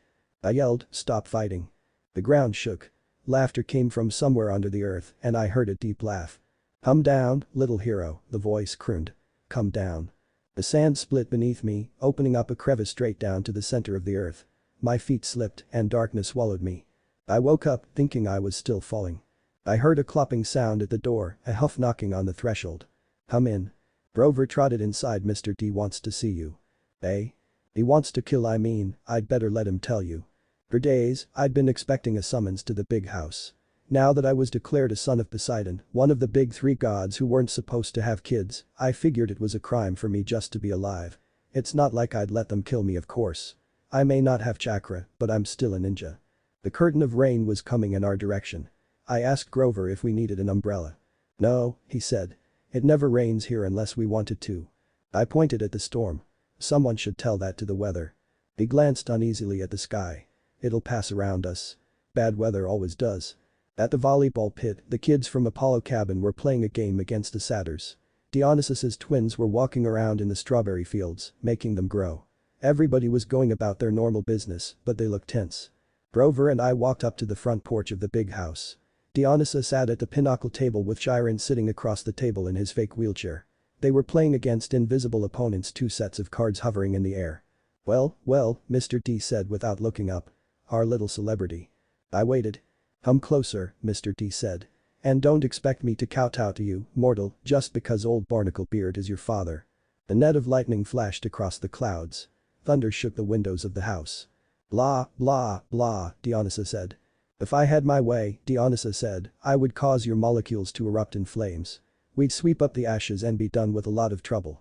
But Chiron seems to feel this would be against my mission at this cursed camp. To keep you little brat safe from harm." "Spontaneous combustion is a form of harm, Mr. D," Chiron put in. "Nonsense," Dionysus said. "Boy wouldn't feel a thing. Nevertheless, I've agreed to restrain myself. I'm thinking of turning you into a dolphin instead, sending you back to your father." "Mr. D," Chiron warned. "Oh, all right," Dionysus relented. "There's one more option. But it's deadly foolishness." Dionysus rose and the invisible player's cards dropped to the table. I'm off to Olympus for the emergency meeting. If the boy is still here when I get back, I'll turn him into an Atlantic botanist. Do you understand? And Perseus Jackson, if you're at all smart, you'll see that's a much more sensible choice than what Chiron feels you must do. Dionysus picked up a playing card, twisted it, and it became a security pass. He snapped his fingers. The air seemed to fold and bend around him. He became a hologram, then wind, and then he was gone. Chiron smiled at me, but he looked tired and strained. Sit, Percy, please. And Grover. We did. Chiron laid his cards on the table, a winning hand he hadn't gotten to use. Tell me, Percy, he said. What did you make of the hellhound? It surprised me, I said. If I hadn't gotten the sword up in time I'd probably be dead. You'll meet worse, Percy. Far worse, before you're done. What now? Request, of course. Will you accept it? I said, you haven't even told me what it is yet. Chiron grimaced. Well, that's the hard part, the details. Thunder rumbled across the valley. Poseidon and Zeus, I said. They're fighting over something valuable that was stolen, aren't they? Chiron sat forward in his wheelchair. How did you know that? The weather since Christmas has been strange, like the sea and the sky are fighting, and I've also been having these dreams. I knew it, Grover said. Hush, Chiron ordered. But it is his quest. Grover's eyes were bright with excitement. It must be. Only the oracle can determine. Chiron stroked his bristly beard. Nevertheless, Percy, you are correct. Your father and Zeus are having their worst quarrel in centuries. They are fighting over something valuable that was stolen. To be precise. A lightning bolt. Excuse me. Do not take this lightly, Chiron warned. I'm not talking about some tinfoil-covered zigzag you'd see in a second-grade play. I'm talking about a 2-foot-long cylinder of high-grade celestial bronze, capped on both ends with god-level explosives. Something like that is missing. Stolen, Chiron said. That's worse. Who did it? You. I stood there. Mouth slightly opened. At least what Zeus thinks. During the winter solstice, at the last council of the gods, Zeus and Poseidon had an argument. The usual nonsense. Mother Ray always liked me best, air disasters are more spectacular than sea disasters, etc. Afterward, Zeus realized his master bolt was missing, taken from the throne room under his very nose. He immediately blamed Poseidon. Now, a god cannot usurp another god's symbol of power directly, that is forbidden by the most ancient of divine laws. But Zeus believes your father convinced a human hero to take it. But I've never even been to Olympus. Zeus is crazy. Chiron and Grover glanced nervously at the sky. Percy, Grover said. We don't use the C word to describe the Lord of the Sky. If the amount I cared was a number, it would be less than -HUNDR. Percy, Grover cut in, if you were Zeus and you already thought your brother was plotting to overthrow you, then your brother suddenly admitted he had broken the sacred oath he took after World War II, that he's fathered a new mortal hero who might be used as a weapon against you, wouldn't that put a twist in your toga? But I didn't do anything. Poseidon didn't really have this master bolt stolen, did he? Chiron sighed. Most thinking observers would agree that thievery is not Poseidon's style. But the sea god is too proud to try convincing Zeus of that. Zeus has demanded that Poseidon return the bolt by the summer solstice. That's June 21st, 10 days from now. Poseidon wants an apology for being called a thief by the same date. I hope that diplomacy might prevail, that Hera or Demeter or Hestia would make the two brothers see sense. But your arrival has inflamed Zeus's temper. Now neither god will back down. Unless someone intervenes, unless the master bolt is found and returned to Zeus before the solstice, there will be war. And do you know what a full-fledged war would look like, Percy? No. I lived it, horseman. Horribly violent. Imagine the world in chaos. Nature at war with itself. Olympians forced to choose sides between Zeus and Poseidon. Destruction. Carnage. Millions dead. Western civilization turned into a battleground so big it will make the Trojan War look like a water balloon fight. Like I said, violent, I repeated. And you, Percy Jackson, would be the first to feel Zeus's wrath. It started to rain. Volleyball players stopped their game and stared in stunned silence at the sky. So, I have to find the fancy taser, I said. And return it to Zeus. What better peace offering, Chiron said, than to have the son of Poseidon return Zeus's property? Well, if it ain't with Poseidon, who is it with? I believe I know. Part of a prophecy I had years ago. Well, some of the lines make sense to me now. But before I can say more, you must officially take up the quest. You must seek the counsel of the oracle. Why can't you just tell me where it is and I just go get it? Because if I did, you would be too afraid to accept the challenge. I snorted. I seriously doubt that. You agree then? I looked at Grover, who nodded encouragingly. All right, I said. Better that than delphinification. Then it's time you consulted the oracle, Chiron said. Go upstairs, Percy Jackson, to the attic. When you come back down, assuming you're still sane, we will talk more. 4 flights up, the stairs ended under a green trapdoor. The warm air from the open door smelled like mildew and rotten wood and snakes. The attic was filled with Greek hero junk. Armor stands covered in cobwebs.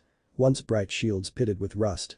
Old leather steamer trunks plastered with stickers saying Ithaca, Circe's Isle, and Land of the Amazons. One long table was stacked with glass jars filled with pickled things, severed hairy claws, huge yellow eyes, various other parts of monsters. A dusty mounted trophy on the wall looked like a giant snake's head, but with horns and a full set of shark's teeth. The plaque read, Hydra Head No. 1, Woodstock, New York, 1969. By the window, sitting on a wooden tripod stool, was the most gruesome memento of all. An mummy, the dead body kind, not the Egyptian toilet paper covered one. She sat up on her stool and opened her mouth. A green mist poured from the mummy's mouth, coiling over the floor in thick tendrils, hissing like 20,000 snakes. Inside my head, I heard a voice. I am the spirit of Delphi, speaker of the prophecies of Phobos Apollo, slayer of the mighty Python. Approach, seeker, and ask. I asked, what is my destiny? The mist swirled more thickly, collecting right in front of me and around the table with the pickled monster part jars. Suddenly there were 4 men sitting around the table, playing cards. Their faces became clear. It was Smelly Gabe and his buddies. It was Team 7 as children, in the photo which Kakashi-sensei had them take the day before their C-A rank mission. Sensei spoke in the rasping voice of the oracle. You shall go west and face the god who has turned. Sakura said in the same voice. You shall find what was stolen and see it safely returned. Sasuke then said. You shall be betrayed by one who calls you a friend. Finally, all 3 of them said at the same time. And you shall fail to save what matters most, in the end. The figures began to dissolve. At first I was too stunned to say anything, but as the mist retreated, coiling into a huge green serpent and slithering back into the mouth of the mummy, I yelled, wait. What does that even mean? What will I fail to save? The tail of the mist snake disappeared into the mummy's mouth. She reclined back against the wall. Her mouth closed tight, as if it hadn't been open in 100 years. The attic was silent again, abandoned, nothing but a room full of mementos. I got the feeling that I could stand here until I had cobwebs, too, and I wouldn't learn anything else. My audience with the oracle was over. Well? Chiron asked me. I sat into a chair. She said I would retrieve what was stolen. Grover sat forward, chewing excitedly on a Diet Coke can. That's great. What did the oracle say exactly? Chiron pressed. This is important. She said I would go west and face a god who had turned. I would retrieve what was stolen and see it safely returned. I knew it, Grover said. Chiron didn't look satisfied. Anything else? I didn't want to tell him. What friend would betray me? I didn't have that many here and I couldn't imagine the ones I did have betray me. And the last line, I would fail to save what mattered most. What was the point of going on the quest if I'd end up failing anyway? No, I said. That's about it. He studied my face. Very well, Percy. But know this. The oracle's words often have double meanings. Don't dwell on them too much. The truth is not always clear until events come to pass. Okay, I said, trying to change topics. Who could this god in the west be? Think, Percy, Chiron said. If Zeus and Poseidon weaken each other in a war, who stands to gain? Someone wanting to and with the ability to take over? I guessed. Yes, quite. Someone who harbors a grudge, who has been unhappy with his lot since the world was divided eons ago, whose kingdom would grow powerful with the deaths of millions. Someone who hates his brothers for forcing him into an oath to have no more children, an oath that both of them have now broken. I thought about my dreams, the evil voice that had spoken from under the ground. Hades. Chiron nodded. The Lord of the Dead is the only possibility. The scrap of aluminium fell out of Grover's mouth. Whoa, wait. What? The Fury came after Percy, Chiron said. She watched a young man until she was sure of his identity, then tried to kill him. Furies obey only one lord. Hades. Yes, but Hades hates all heroes, Grover protested. Especially if he has found out Percy is a son of Poseidon. The hellhound got into the forest, Chiron continued. Those can only be summoned from the fields of punishment and it had to be summoned by someone within the camp. Hades must have a spy here. He must suspect Poseidon will try to use Percy to clear his name. Hades would very much like to kill this young half-blood before he can take on the quest. Great, I muttered. That's 2 gods who want to kill me. But a quest, Grover swallowed. I mean, couldn't the Master Bolt be in some place like Maine? Maine's very nice this time of year. Hades sent a minion to steal the Master Bolt, Chiron insisted. He hid it in the underworld, knowing full well that Zeus would blame Poseidon. I don't pretend to understand the Lord of the Dead's motives perfectly or why he chose this time to start a war, but one thing is certain. Percy must go to the underworld, find the Master Bolt, and reveal the truth. Well, that sort of made things convenient since Mom was also probably in the underworld and I'm sure I had enough time to get both. Also, my dad needed me. If I had been someone else, I'm sure I would have been bitter for him leaving, but I knew the value of family. If this gave me a chance to meet my father I'd take it, and if he apologized, I will forgive him. He's a god though, and if there's one thing I learned from Sasuke, it's that people who think they're superior to others would die before even considering apologizing.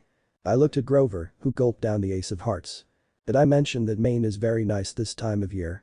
He asked weakly. You don't have to go, I told him. I can't ask that of you. Oh, he shifted his hooves. No, it's just that Saturn's an underground place as well. He took a deep breath, then stood, brushing the shredded cards and aluminium bits off his t-shirt. You saved my life, Percy. If you're serious about wanting me along, I won't let you down. All the way, G-man. I turned to Chiron. So where do we go?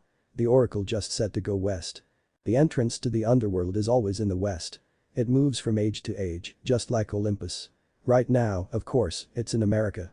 Where exactly? Chiron looked surprised. I thought that would be obvious enough. The entrance to the underworld is in Los Angeles. Oh, I said. Seems simple enough. So, we just get on a plane. No. Grover shrieked. Percy, what are you thinking? Have you ever been on a plane in your life? I shook my head, feeling embarrassed. Mom had never taken me anywhere by plane.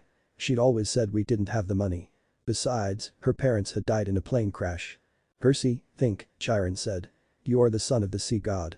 Your father's bitterest rival is Zeus, lord of the sky. Your mother knew better than to trust you in an airplane. You would be in Zeus's domain.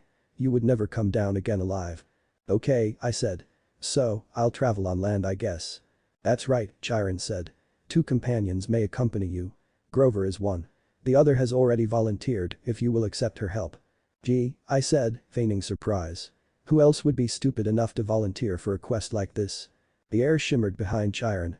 Annabeth became visible, stuffing her Yankees cap into her back pocket. I've been waiting a long time for a quest, seaweed brain, she said. Athena is no fan of Poseidon, but if you're going to save the world, I'm the best person to keep you from messing up. If you do say so yourself, I said. I suppose you have a plan, wise girl. Her cheeks colored. Do you want my help or not? The truth was, I did. Her talent with strategy would be priceless here. The trio, I said. That'll work. Reminds me of all time. Excellent, Chiron said. This afternoon, we can take you as far as the bus terminal in Manhattan. After that, you are on your own. No time to waste, Chiron said. I think you should all get packing. What if Naruto reincarnated in Percy Jackson end here and thanks for watching my video till the end.